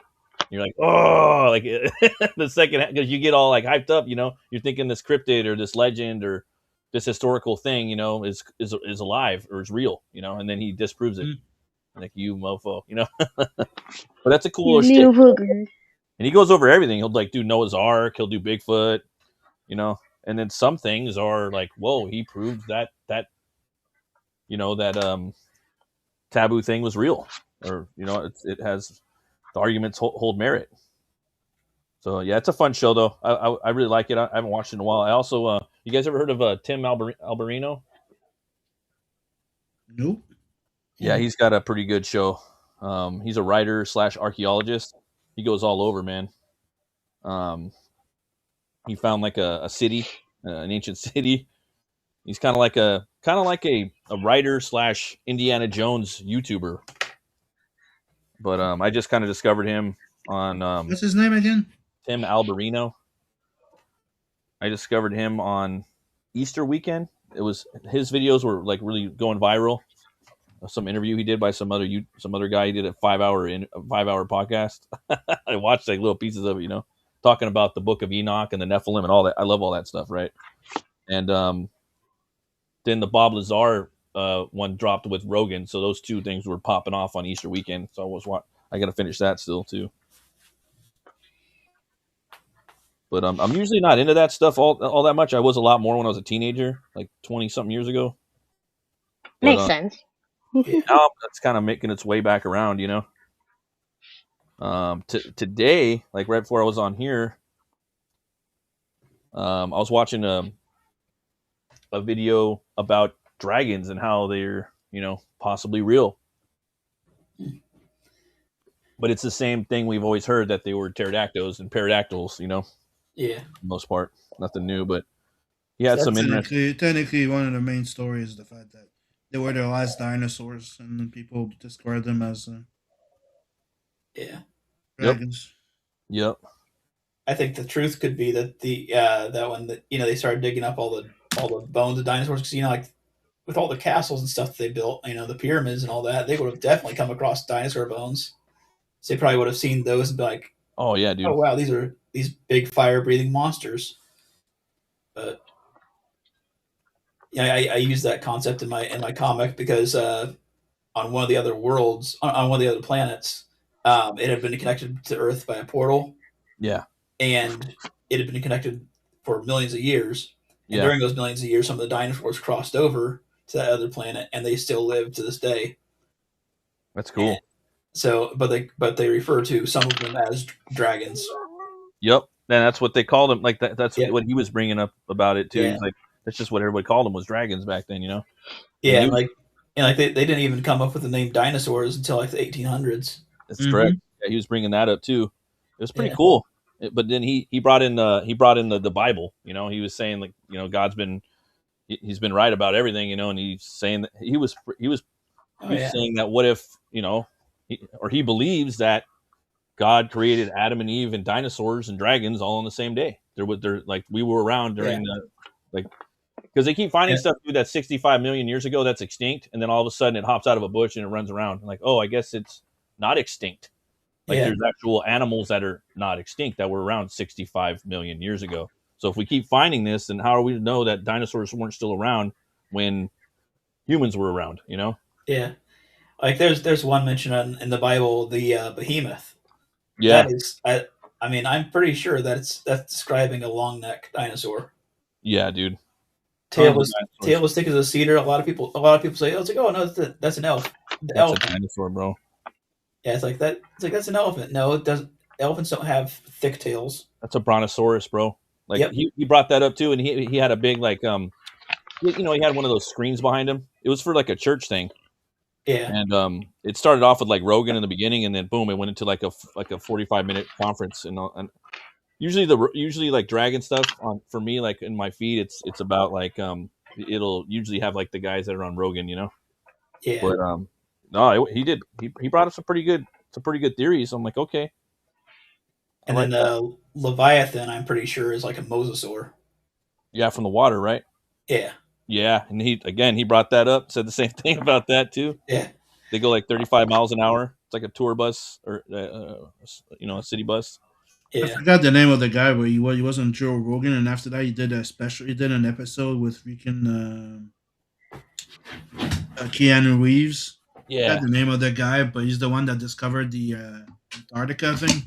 Oh shit, that's cool. About he thinks he found where Atlantis was. Yeah, yeah. That's cool. And the thing going on in that they found supposedly a secret place where there's still fauna, and it's hot as hell, and there's a species or something in Antarctica. Oh yeah. I was like, God damn. That's what that Tim Alberino guy talks about. Mm-hmm. I subbed to his channel because he was bringing up a lot of stuff, and he kind of comes at things from a Christian angle too. But he also comes at it from a scientific angle as well, you know. Oh my god. Well, that was pretty crazy. He's talking about how like the Watchers, how they came down, you know, from the Book of Enoch, and they basically, you know, gave technology to the people that were around, the men that were around, and then the men gave them the daughters. They wedded the daughters, you know. Then their offspring were the giants. And the giants ruled the world for 1,000 years. That's why God flooded the earth, because he wanted to rid the world of their seed. And like he's pretty much going into that and talking about. So that would be why all the Egyptians were supposedly giants. Yeah, remember what movie was that? Was it 10,000 BC? Remember that? He was also talking about Stargate too, like the movie Stargate. He's proposing that. Oh man, I gotta watch some more of his stuff. But he's proposing that heaven is is a real planet that exploded. I forgot the name of the planet, but out by Saturn, and the particles of heaven, or I don't know if it was heaven or part of heaven. That's what Saturn is. Like the particles of that planet that exploded. And he was saying that the main thing, like the occult and of the world now and all that stuff. This guy, he talks like nonstop for 5 hours. Like he never runs out of energy, you know. He was saying that basically what all the big 1% of the world are trying to just extend their lives. Like that's the main thing, is to get life extension, extending their life, kind of like that alien nurse, you know. And he just comes at everything from like a realistic narrative, you know. And so like a lot of people don't agree with him from the scientific community. A lot of people from like the Christian community don't agree with everything he says, but I think he's got some pretty interesting points. He's also seen like UFOs and shit, and you know. But Tim Alberino, and he's been on YouTube for like 10 years, so I would recommend checking him out. Pretty. He's got some pretty cool stories and things he talks about. He's got books. He put out a book of Enoch, where he gets most of his stuff from, his book, the actual book of Enoch. Yeah, there's my theory about, you know, like heaven as far as dimensional stuff goes is I think it's a separate dimension. And part of what got me thinking about that, have you ever read Mere Christianity by C.S. Lewis? No. Well, it has the best description of the Trinity, or the best explanation for the Trinity ever. So, like, think of like you're a square on a two-dimensional plane. Mm-hmm. The concept of 3 dimensions is completely foreign to you. Yeah. And then all of a sudden, a cube makes an appearance in your world. You're only going to see one square at a time of that cube, right? But you know, so you're going to think each square is its own entity, but in actuality, all the squares are part of the same thing. That's basically how he describes what God is. Basically, like we are just, in comparison to him, 2-dimensional, and he's. There's several separate persons to him, several separate sides, but they're all part of the same cube. Mm. So I think that maybe heaven might be like a higher dimension. Yeah. And, you know, beings in that plane will have multiple persons as part of themselves. Yeah, and C.S. Lewis, he did the Chronicles of Narnia. You're telling me that heaven would be the 4th dimension? Kind of. I mean, it is explained as existing outside of time and space. Yeah, that dude Alberino, he loves C.S. Lewis. I mean, so you guys are on the same thing. You know what I mean? Yeah. I'm trying to think of what YouTuber he's on. Like he's going on everybody's shit right now. Like he's kind of getting relevant, I guess, is the word that people use. You know? Yeah. You should, if you haven't yet, you should read C.S. Lewis's Space Trilogy. It's definitely like it's very it's like a sci-fi Chronicles of Narnia, because you got talking animals and all that, and it's got some very heavy religious themes. Like in the second book, there's some guy who's possessed by a demon in it, and it actually sort of inspired a character in my comic. Well, like in the Bible, like there's this guy that's possessed by like 30 demons. Yeah, he's just running around like and then Jesus like exercises him like right there on the spot. Yeah, that's probably where he got it from. Oh yeah, but I'm reading all the Howard stuff right now, and then I'm probably gonna do Lovecraft, and then I'm gonna go probably do Burroughs, and then I'll probably do C.S. Lewis too. Yeah, but I love Howard, dude. He's definitely my favorite writer. Oh yeah, guy. He's pretty badass, dude. He wrote so much stuff too. At such a young age, he died. You know, he was already writing, building everything up when he created Bram McMorn when he was 15. You know, it's like nice. He wrote some of the best work. You know, like when he was like 25 or something. How's he doing all? And Tolkien was reading him. You know, this text. What's this Texas guy doing? You know. Yeah. Hard to believe. I wrote a novel when I was in high school. It sucked, but I wrote it. That's cool. Me too. Yeah. It's about time traveling. Nice. I never wrote a novel, but I wrote a little prose story, a little sword and sorcery that I'm turning into a comic book right now. Nice. I'm doing it's part of an anthology. Like I wrote a prose, and then there's like this Crom the Barbarian community where like people can join up and, you know, contribute to it. So I figured, okay, so I'm gonna contribute, like take my story, break it into like 3 chapters, and then I'll probably contribute like 9 pages a year, you know. And Crom being a public domain character, everyone does their own thing. Like someone's got a someone could theoretically have a steampunk Crom story, another sword and sorcery, another one post-apocalyptic, you know. But me being into sword and sorcery, I tried to take what Gardner Fox wrote and kind of pay homage to that and put it in there, make that kind of like an old man Crom type thing. But everybody that writes, everybody that's into Crom, they all see him as Conan's god, you know. So they all kind of want to write that story where he becomes a god. It's pretty wild. Yeah, there's so many. That's the thing is there's so many people doing that right now. Oh yeah, definitely. And for me, like I wanted to do a story where it was kind of. And wait, in a few years, it's all gonna be Superman and Batman. Oh yeah, definitely. Everything goes around. Like right now, we're having a pretty big sword and sorcery and fantasy boom, and we're having a Conan boom right now too. Yeah, but I'm talking about the fact that Superman and Batman is gonna be in public domain in a few years. Oh, the public domain stuff. Oh yeah. And like Conan, his stuff is so gray. Like it's only public domain in certain areas and certain things you could do, and then you can only do. In Europe, yeah. You can only do certain stories, you know. And like for me, if I do Conan, I'm not gonna. I want to do my own story, bro. Like I don't want to. I don't want to do anything Howard did. I want to do some pastiche, you know. And he has some cool characters, bro. That he didn't really like. He set up some really good characters where he didn't write a lot of stories. Like Bran McMorn, he only did 3, and that character, he sticks with you. He's a cool character. Remember, there was a pirate. Wasn't it Red something or Crimson something? Yeah, dude, I forgot the name of the pirate because he wrote so many stories. He was just I remember that from sort of Conan or something. Yeah. Yeah, dude. Like he's got so many. Like he did sword and sorcery, westerns.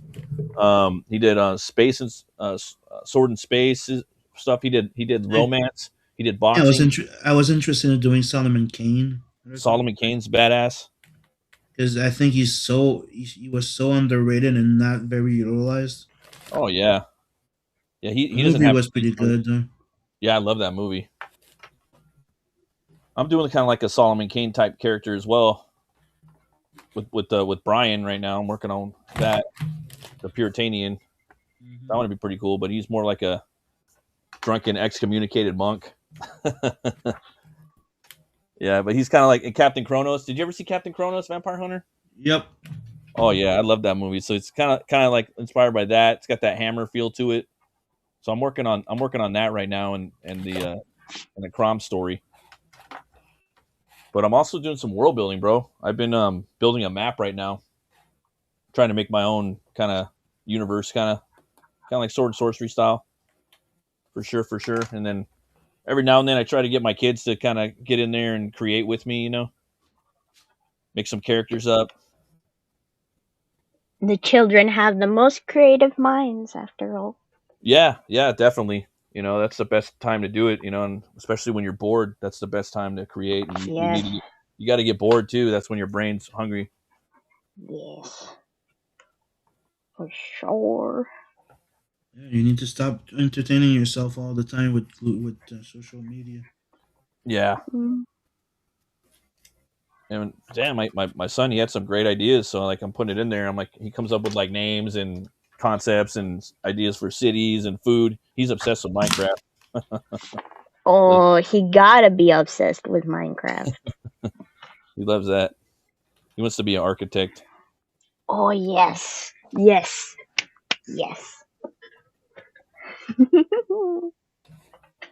But I don't know. I'm taking my time with that. I want to make the world, dude. I want to build the world up. I'm doing that on Clip Studio. I'm just using like color pencils on there and chalk and paints, just kind of building the world. And then I'm thinking of like I want to do quick, like entertaining pulp stories, man. I was thinking about maybe like writing some little prose story, maybe like 20 pages, and then put the prose story out with the comic at the same time, you know. Like imagine you're basically say you're putting both out at the same time. They can have fun with the comic and see the visual version of it, or get the wordy version of the pulp. But both of them are kind of fast, you know. So I'm building up the world like that first, and then I figured once I have the world set up and a little bit of history, nothing too crazy, then I could start, writing some really think about the stories I want to write. quick pulpy stories. And it worked for Howard. If it worked for Howard, it'll work for me. So that's been pretty fun.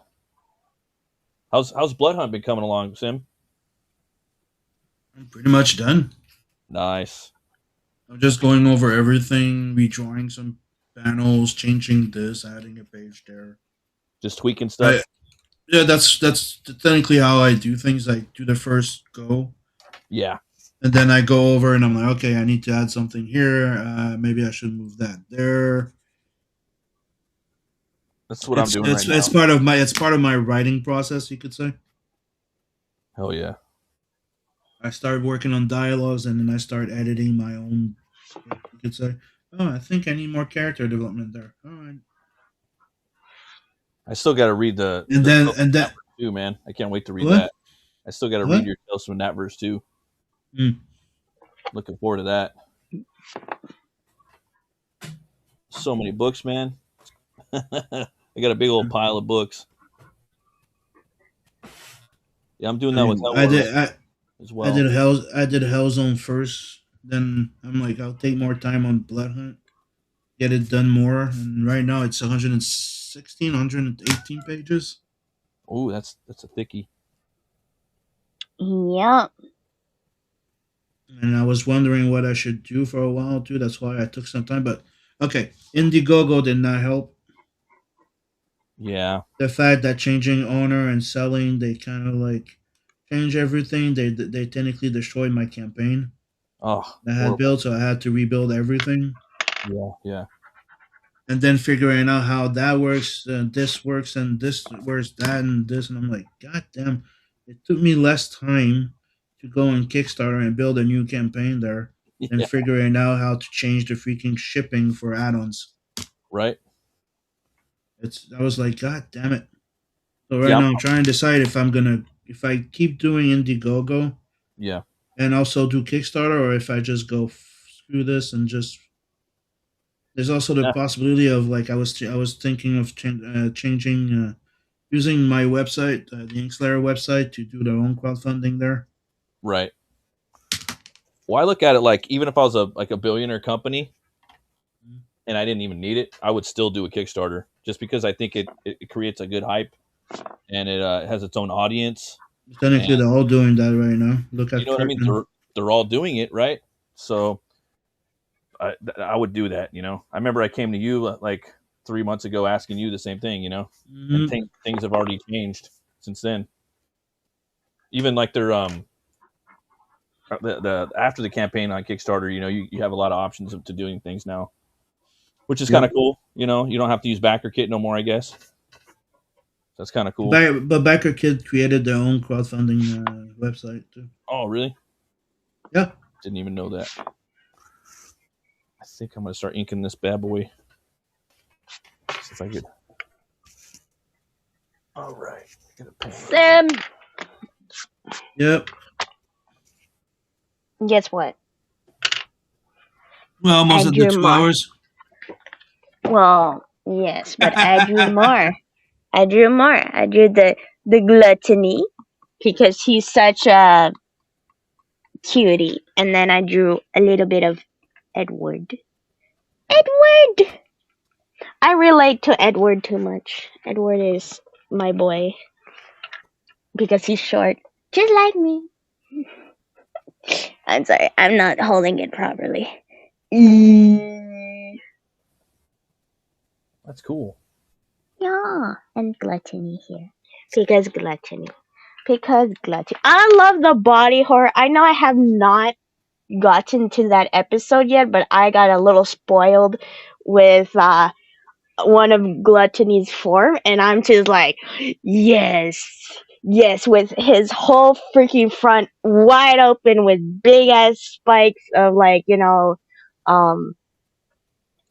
like the rib cage, and it just looks so cool. And then I in the middle of all that is like, mwah. I love that. I love the show.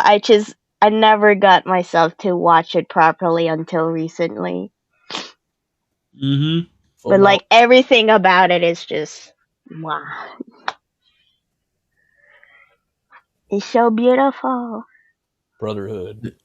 It is a It's great show. Brotherhood. It is a great show. You'll see.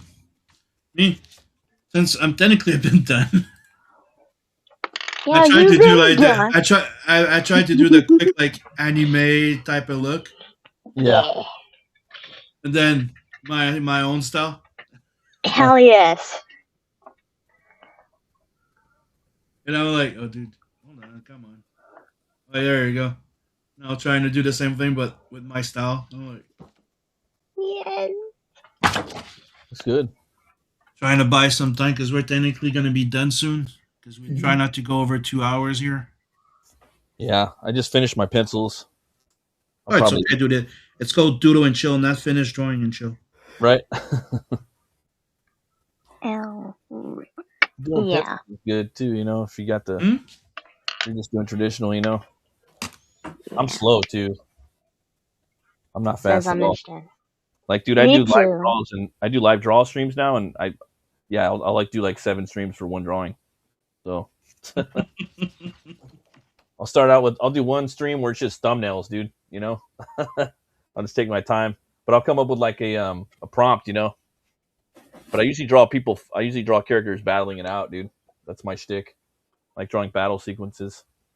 I wanted to do what is it? The David werewolf from An American Werewolf in London versus the Eddie werewolf from The Howling, like fighting it out, you know. And then I don't know. I'll put a poll up, see where they're gonna fight. Like, are they gonna fight out in front of the slaughtered lamb, you know, or maybe like out in the woods at the retreat from The Howling, stuff like that. I did Badass from Army of Darkness versus Sauron. That one was pretty fun.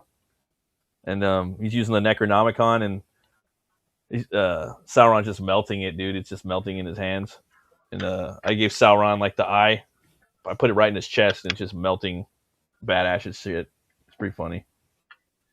What else did I do? Yeah, I did Judge Dredd versus the T-600 Terminator from Salvation. That one was pretty fun. Neat. So, and then I did right now I'm finished doing Hell War, my character versus Lobo. That was pretty funny. Yeah, I kind of learned my lesson. Is I used to freaking like start here like a very fancy drawing sometimes. Yeah. And, you know, not even finish it. I was like, God damn it. Yeah. Like, I don't want to have it like fully rendered or something, but Yeah. at least to have the actual like idea down. Right. Yeah. Yeah. And usually for a drawing, like into pencil and ink and the thumbnail, that could take me up to like 14 to 16 hours to do it. I'm slow, you know? So, and I have fun doing that, man. A lot of it's like pop culture stuff, but like I try to think of stuff I haven't really seen so far, you know, or fights I haven't seen. I know, it was just a head. See, there you go. Yay! Boom. You're so fast. Quick, dude. Technically the same thing as that one, but that one I was trying to do like something else. Then I Yeah. got lost into fixing something, and I'm like, Yeah. Just redraw it. yeah. And I'm like, you know, switch to the other one, go my style, and just try and do like my own little. Because everybody keeps saying it that my style has an anime feel to it a bit. A little bit, yeah, a little bit. Like old school anime though, like the good shit, you know. Mm-hmm. I'm not saying like all the new shit's bad. Obviously, you got like Chainsaw Man. I hear is pretty good, but technically the story's fun and entertaining. The Yeah. animation sometimes it's a bit like too much 3D. too much 3D, and then like But they the kinda story, look the story is good. One of my favorite ones that I know you're gonna love. It's good. Check Kaiju number 8. Kaiju number 8. Yep. That's cool, man. Oh, you're Kaiju showing- number 8. It's insane, dude. Hold on. I've never drawn him Oh, I before. love that. I kind of I want to draw love his that. head a little smaller, just because I think this guy looks better with bigger shoulders. But yeah, Definitely, but still, it's great for the first time you drew him. Oh, he's like, yeah. thanks. Oh All of a my sudden, like God. on computer, you could just shrink the head, right? On Clip Studio, just go boop. Yeah. Yep. Shrink head. But I like that. I like that. Like, you know, I like the restrictions of pencils, dude. Yeah. You know, and you Yeah. can sell the mofo. You know what I mean? It's always another thing too I like about doing the live draw streams, because remember when we started out in the beginning, man, people would always say don't draw, don't drive, don't do I live know draw. everybody was telling me to stop doing them, and I just kept doing it for a while. Like, don't do that. And like the moment I start doing it, I start getting subs, bro. You know what I'm saying? Yeah, Like, now everybody's doing them.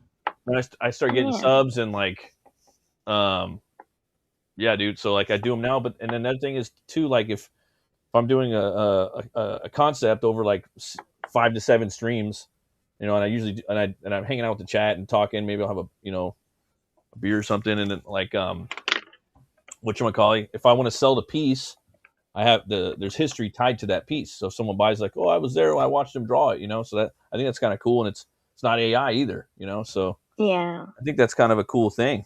I think it's important too, especially in the times that we're living in now, you know.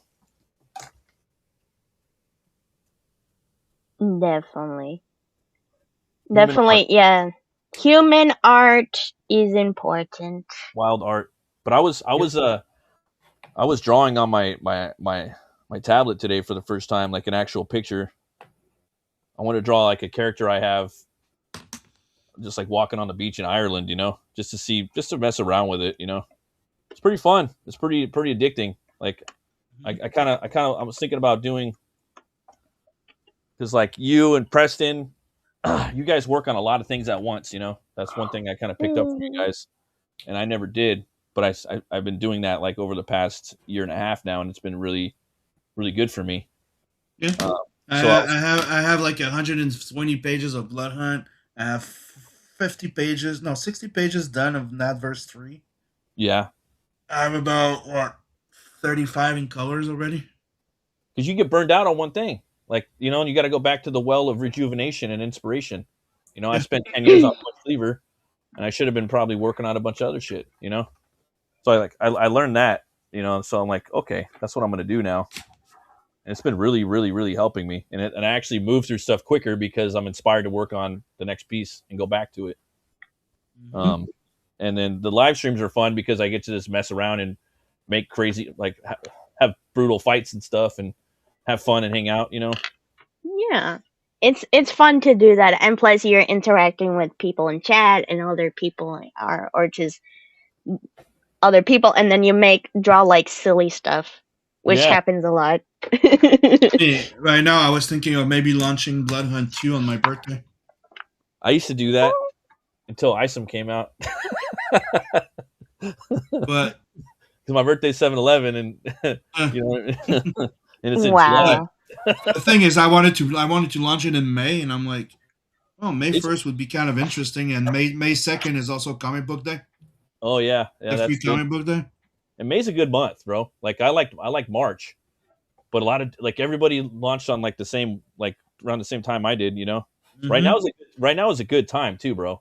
Like if you could figure out how to do it, like books we're in a renaissance right now, you know. Like hopefully my book gets funded. If it doesn't, that means I did something wrong.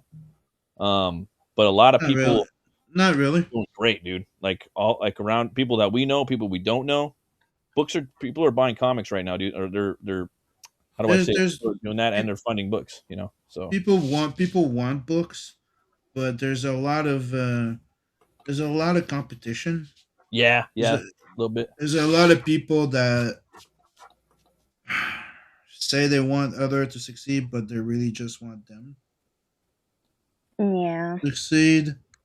And there's also the fact that there's big companies going there, and those will always do great. Yeah. Never look at how it's going by looking at, you know, like, I don't know, Kirkman coming in and doing a campaign that guy's gonna be a hit every fucking time. Oh yeah, for sure, dude. Like, I learned a lot though, Cyber Force is it's great. I learned a lot from pretty goddamn good. Like just things like I saw other people do and I did it and it worked. You know what I mean? Like little things, you know, on Kickstarter specifically. The thing, it's always about visibility. I remember my first Blood Hunt. Yeah, the first campaign did not work. Oh yeah. Almost nobody knew about it. Nobody this and that until boom. Then I relaunched and got funded in 2 weeks. Yeah, and that Blood Hunt, man, that's like one of my favorite comics. And as far as action goes, dude, you still have that's still the best action comic in the scene. Wait for the next one. I'm excited. Dude, I'm, I well, should. Yeah. I want to read Tales from the Natverse Part 2. Like I've been sitting on that for I think Mhm. about a year now. Yeah. I got Yeah, a bunch of yeah. books to read. But when, It for came that, out. I It mean, came out. It came out in 24.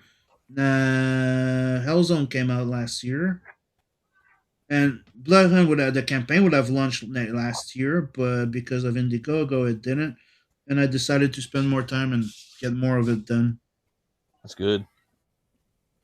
Yeah, for that, like the first one took me a minute to read, and I need like good 4 hours to read it and review it because I like to read books and then I like to review them on the spot, like that same day. Which one? You know? Tales from the Natverse. The first one. Yeah. Yeah, because it was a thick book, dude. So was the second one. The first one was 80 pages, Yeah, but it was technically reprinting 3 stories that I did between 2012 and 2015. Then you have the new material in it, which is the second half of the book. Now, verse 2, it's 120 page. yeah, it's a big one, dude. We were delayed because of some color issues. Something happened with Scotsman, so I had to take over. And the book was delayed, so I'm like, you know what? I'm gonna add an extra, technically an extra part in there. That's cool. And More now, your stuff. not Blood Hunt 2. Since I'm thinking of, at first I was thinking of maybe doing the colored edition and then doing Blood Hunt and 2 in color, but a lot of people are saying they wanted to have the black and white. Yeah, it's that's a hard one. I think if you're gonna do black and white, you need to do black, white, and red. Because But that's the thing. It was the unlockable on the first campaign, but we never reached it. oh yeah, So I'm thinking of doing the same thing with the second one. blood, red or Black, white, black, white, and red, and That's blood. cool. Yeah. But unlockable. yeah, that would be pretty cool, man. It looks so good. I have a book I want to do black, white, and green. I think colors would be a good idea, but I'm wondering if people wouldn't want to. How can I say? Would people be excited of going and backing number 1 in color and waiting for the next book to be in color, or would they want to have the next book? It's hard to. That's a hard question, But I mean, like me, I love black and white, bro. Like that's my thing now, So I'm kind of like, I mean, yeah, I'm just gonna tell you black and white, but also I know it's Blood Hunt and it's soaked in blood, so It needs all the blood. I think for me, black, white, and red, like that's kind of the you get a little bit of both, Mm-hmm. And you're dealing with a little bit of you're going over to Italy in the next one, right? A little bit, not spoiling too much. I've seen some stuff from what you've showed me, but it's pretty white over there, like the city is white, so it kind of works on that too, and it's kind of he's going to Vatican City. Yeah, going over to the Roman Empire. Yep. Well, I'll probably leave it at that, but I know sometimes they weren't happy with my review on. Yeah. That's why I was like, was it Fist of the North Star or something like that? They weren't happy, so my channel got banned from Vatican City. So exactly. So, well, guess who's Vincent's going? Right, he's going to go to the Roman Empire. That's where it went, right? It went underneath there, right? Yep. I'll leave it at that, I guess. I like that. I like this. Yeah, I like that face better. Yeah, it looks pretty menacing. I like the mouth. One of my new barbarian character, he's got a mouth like that. I was trying to draw him, and I was like, "What the hell? What's up with it?" And I'm like, "Oh, it's the mouth. It's really like crooked like that at an angle, like sideways like that." I'm like, "Okay, that's the character." And I redrew his face like 5 times. Because for me, man, like when I'm writing stories, like for me, like I start with the characters, like It's huge. Didn't jump back and forth. That's what people are going to be staring at all day once it's complete, I guess. I'm going to have to redraw this, or I'm going to have to ink this. If I don't ink this, it's going to haunt me. No, yeah, that's fine. Like Sim himself, like continues like drawing it after and finishes it. Sometimes I do that. when I'm really into it, yeah, yeah, I do. And then I could give it to somebody like a Yeah. that buys something, if I know that they're into this stuff, I can just throw it in there, Hell yeah. I like adding pencils back to on top of the inks too. Like as a just as a gradient, But that's why I tried the drawing the Alita drawing that I shared not too long ago. I tried to do something where it's just a rendering of pencil and color markers. Yeah. And dude, it's already sold. It's That's gone. what I'm saying. It just looks good. Like I love it. Like what Eric Powell does with his pencils, Also like Dale Keown with all the sinews and the muscle strains and shit like that. Just little things you could do with it. Preston does it too. But like what I'll do is I'll do the pencils and I'll ink them, then I'll erase the pencils, but then I'll come back and add pencil effects, for gradients and stuff and tonage. I think it's fun. Yeah. But Dry that's brush. that's something. But with this one, all I did was this.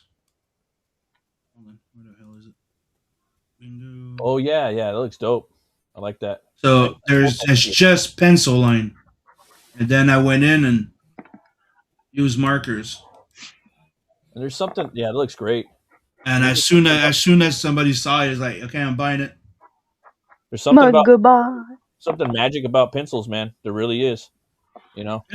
It's one of the things that I keep saying. It's like when I really spend time on penciling, I don't want to ink it after. When I finish pencil something, Yeah, I have a problem wanting to ink it because there's Same here. something that's lost into it.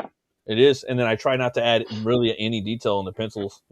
Like I tell people, like 90% of my style is in my inks, and I see dudes with like really really tight pencils, bro, that look immaculate. I'm like, I can't do that because I like inking too, and like also you're gonna lose a lot of the soul if you ink it, like if your pencils are too tight. Mm-hmm. So I try not to do that. Why do too you much. think I know how to color pencils properly? Yeah, colored pencils is the shit, bro. I was thinking about doing a whole book with just colored pencils, like No, but I mean, I know how to color pencils, meaning oh, you know how to do it. like pencil art, and then transfer it and then color it digitally and make it look good. Yeah, I really like the Clip I did Studio. that. I did that with the cover that Preston did for me. That's not published yet. What program do you use to do digital? Clip. Bunch of them. I use Clip also. Yep. Yeah, Clip's awesome, dude. I love their like I have a character I want to do a St. Patrick Snake Slayer. I want to do my Irish folklore. Kind of sword and sorcery type horror sword and sorcery book. Mm-hmm.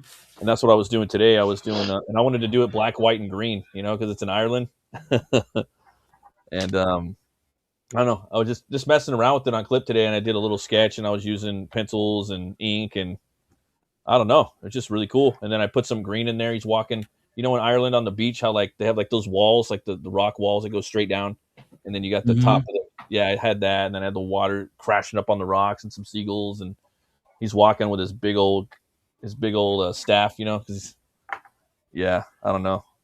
It's kind of a story I was thinking about maybe doing digitally for fun, Oh, just See this? around. Nice.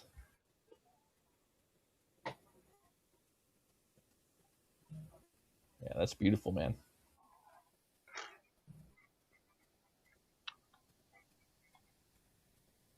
Yeah, I can't wait for that. That's just like the intro, like a movie intro type of thing. It feels like a movie, like very, like just like big. Has that whole vibe, like John Wick A too. little hot pursuit moment. A little bit of Underworld, a little bit of Blade, a little bit of John Wick, a little bit of Mission Impossible. Like that's how it feels like when I'm looking at. Love that shot. I remember that one.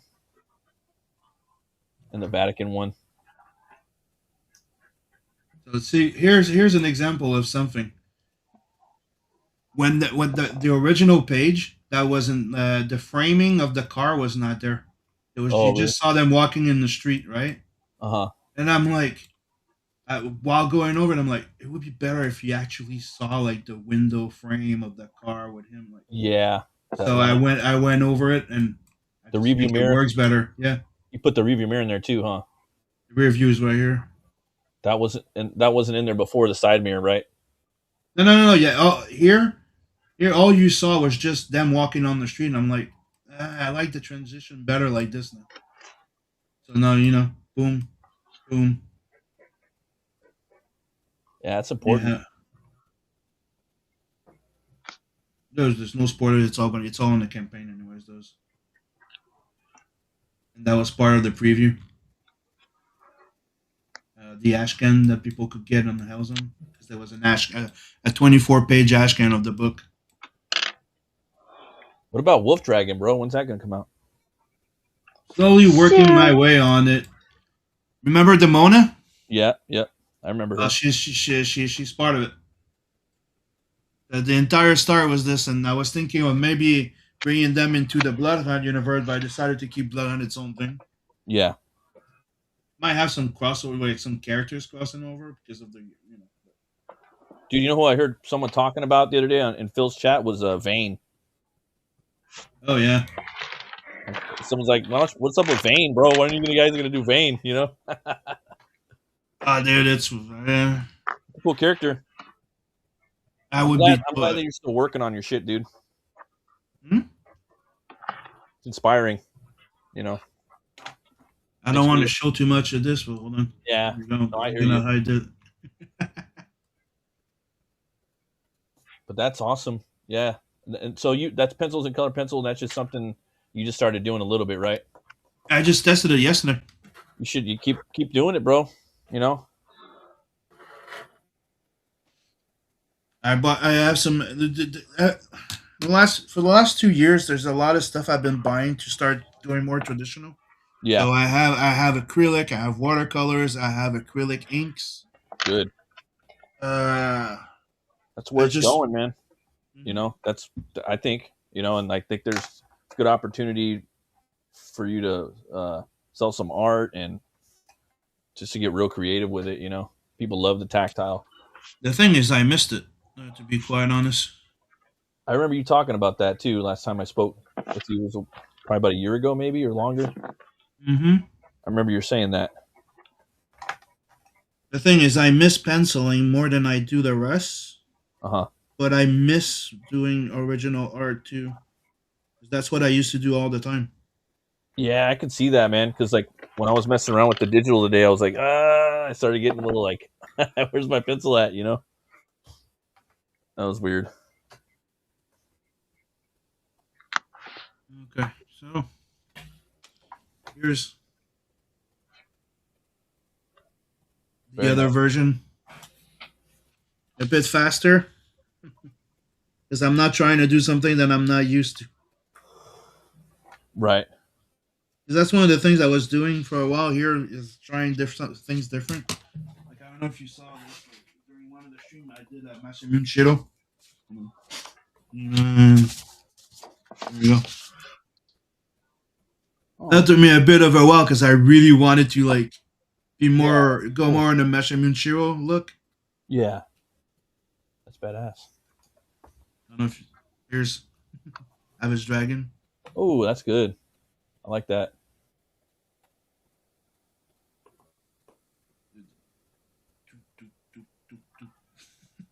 Battle Beast. Oh yeah, Battle Beast. Remember that one? Scud? Disposable Assassin? Oh yeah. Lobo. The bow. Those are all quick sketches I was doing. That one I was testing a brush. That's awesome. Wolverine.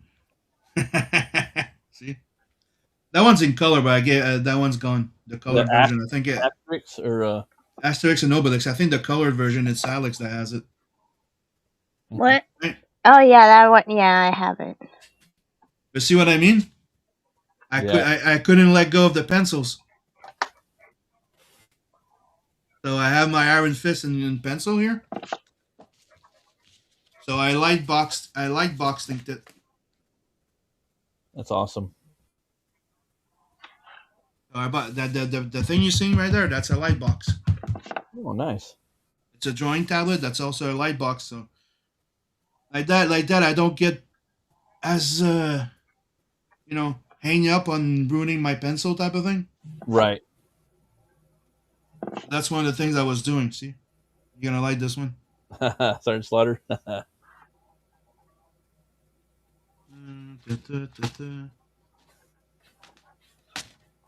Like that one. Is that Profit? Yeah. Oh, cool. That's another one. I didn't want to ruin the pencils. So hold on, the pencils are.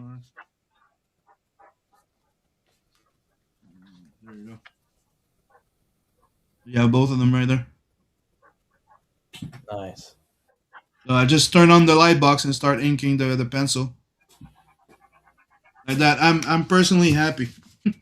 But you can really see the difference. Like there's ink is cool, but it's its own thing. Oh yeah, really is. Totally. 100%. So we've hit the 2 hours. A little bit more.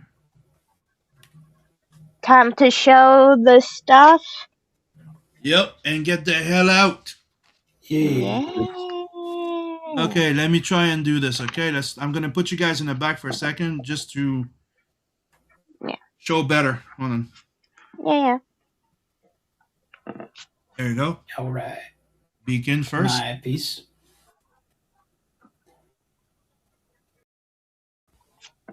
Oh, And we sorry. have Matt's. Oh, No problem. It's mine. nice. Still got to add some inks to her. Mm-hmm. Figure out how to draw them. But yeah, But that's one of the things when you're trying to do new gotta characters, check out sometimes it slows you Full down. Metal Alchemist. Boom, boom. I drew one last character, but okay, wait.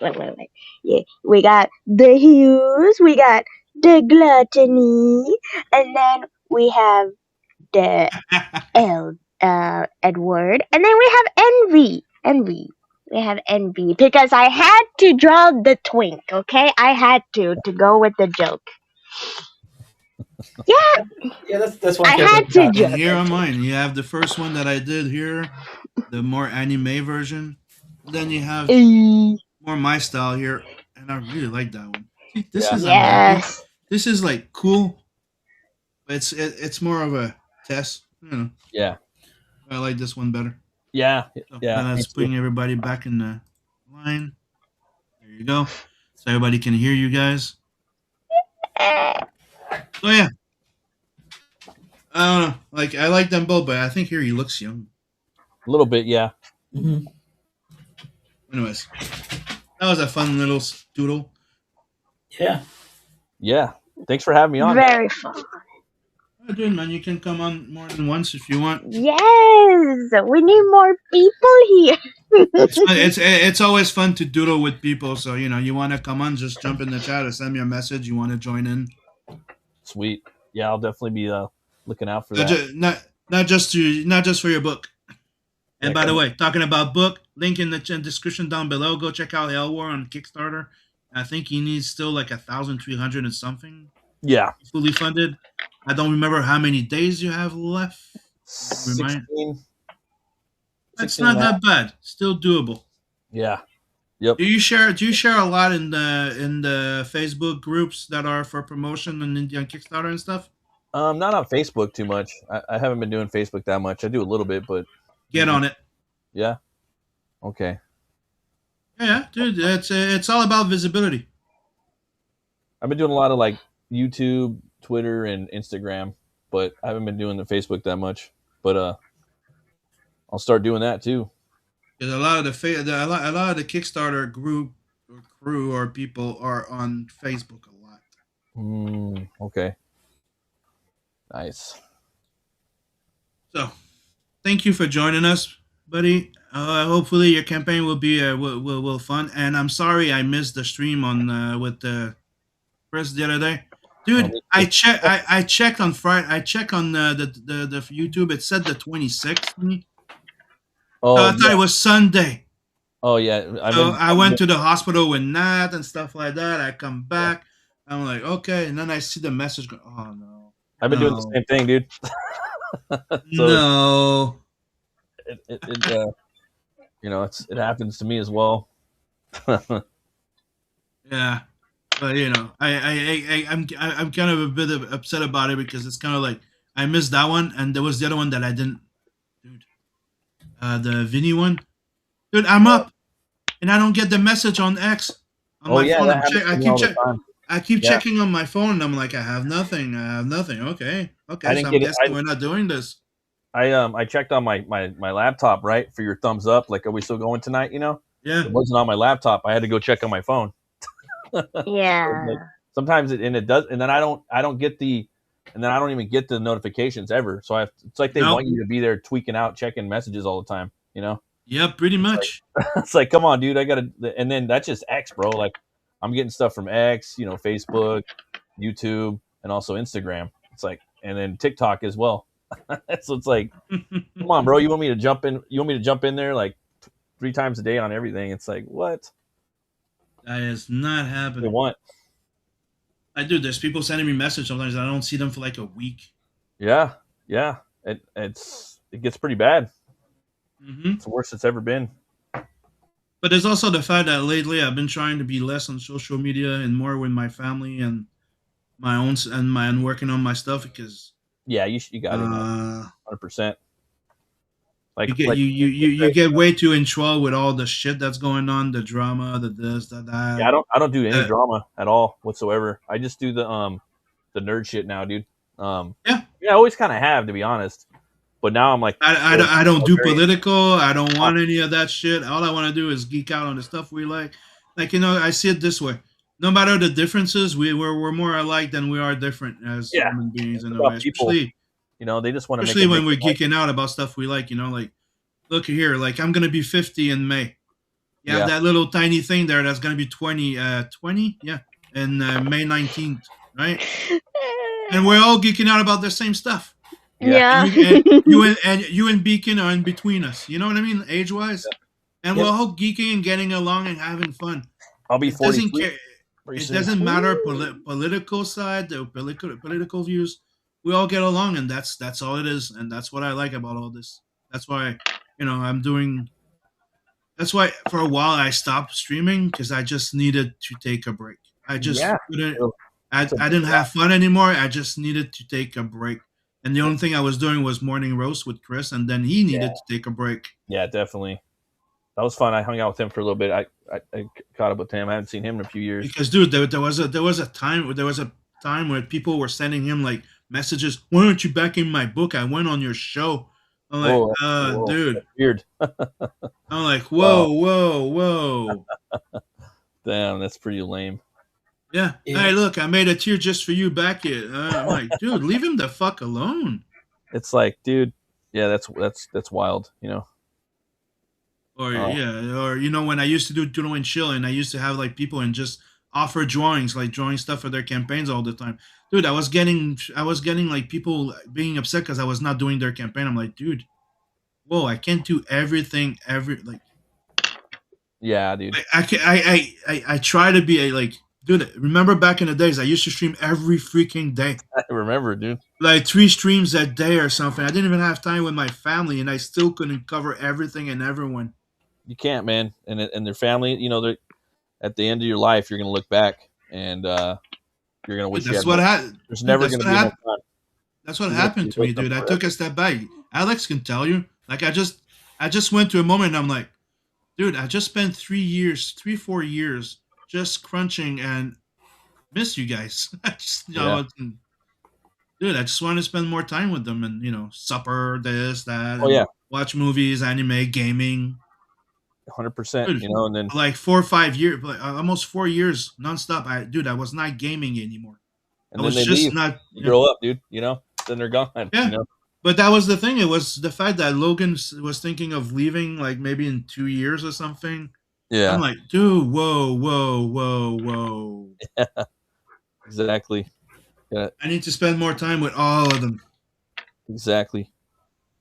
Yep, and that's what I do. And then the politic thing on top of that, it's like 1 minute you could like somebody, and the next minute you can't. You know, like people change. You know, so it's no point. Like, might as well just talk nerd shit all the time. That's why we're here. We came here because of comic books. You know, what happened? Mm-hmm. You know, what comic books, video games, movies, all that stuff. That's like, the thing. Yeah, putting me up on new stuff. Like, let me see some Metal Alchemist. You know, from like that's why we came here. and to make comics and maybe like give each other some pointers like on how to make the books and print them and how to make a comic and maybe read my book for me, homie, stuff like that, you know. And what happened? We lost our way, you know. But I know now, like I'm you know, I'm good. You know, I do a now I'm drawing more on live streams. I'm working on more books, and then I'm doing a Wednesday show now called Barbarian Brunch, where I cover barbarian stuff, you know, just barbarian and sword and sorcery and dark fantasy shit, you know. I mean, it's like also like with all the inflation, I had to pick up a little side day job to make extra cash because god damn, you have to, bro. You have to. Like, everybody now has to have like 2 jobs, bro. And like, if you're married, your wife has to kind of have a job somehow too. Like, there was that whole thing like, hey man, if your wife shouldn't work, like, you know, you gotta handle everything. I'm like, I don't know what century or what decade you're living in, bro, but it ain't like that anymore, you know. Yeah. Sorry, dude. I wish that my wife, like, you know, if I had a wife, that my wife wouldn't have to work. I wish that my kids couldn't. Like, dude, before I could. Okay. No. For a few years during COVID and stuff like that, like from 2019, like everything was technically relying on me, and I could. Now something happens. There's no way, even with the making like I don't know 25 to 30K a year. There's no way I can freaking finance the entire family. Yeah, it's impossible. They just set it up that way, you know. And with us, you know, we got to make art, you know. Like, I have to make art, even if I'm not making comics. I gotta do music, you know, and then I gotta provide, and it's they make it hard. So, but yeah, that's good, man. You know, that's good that things are they're getting better, you know. Spending more time. I love the fact that right now, you know, I'm streaming with Alex. Like, she's part of the Doodle Chill. Like, she's wanted that for a while, but I always told her that she couldn't until she was a adult. Like, there's no way you can be on this until you're actually mature and 18 and. Well, I am already mature, Sam. Yeah, and technically we've been doing this for like a year. Stop complaining. Okay. Oh yeah. Oh. We're done with the ranting. Time to go to go. Oh, okay. Time to Love you. See Bye, ya. everybody. We'll see you all next weekend. We love you. Bye-bye. Later. Bye-bye. Bye-bye.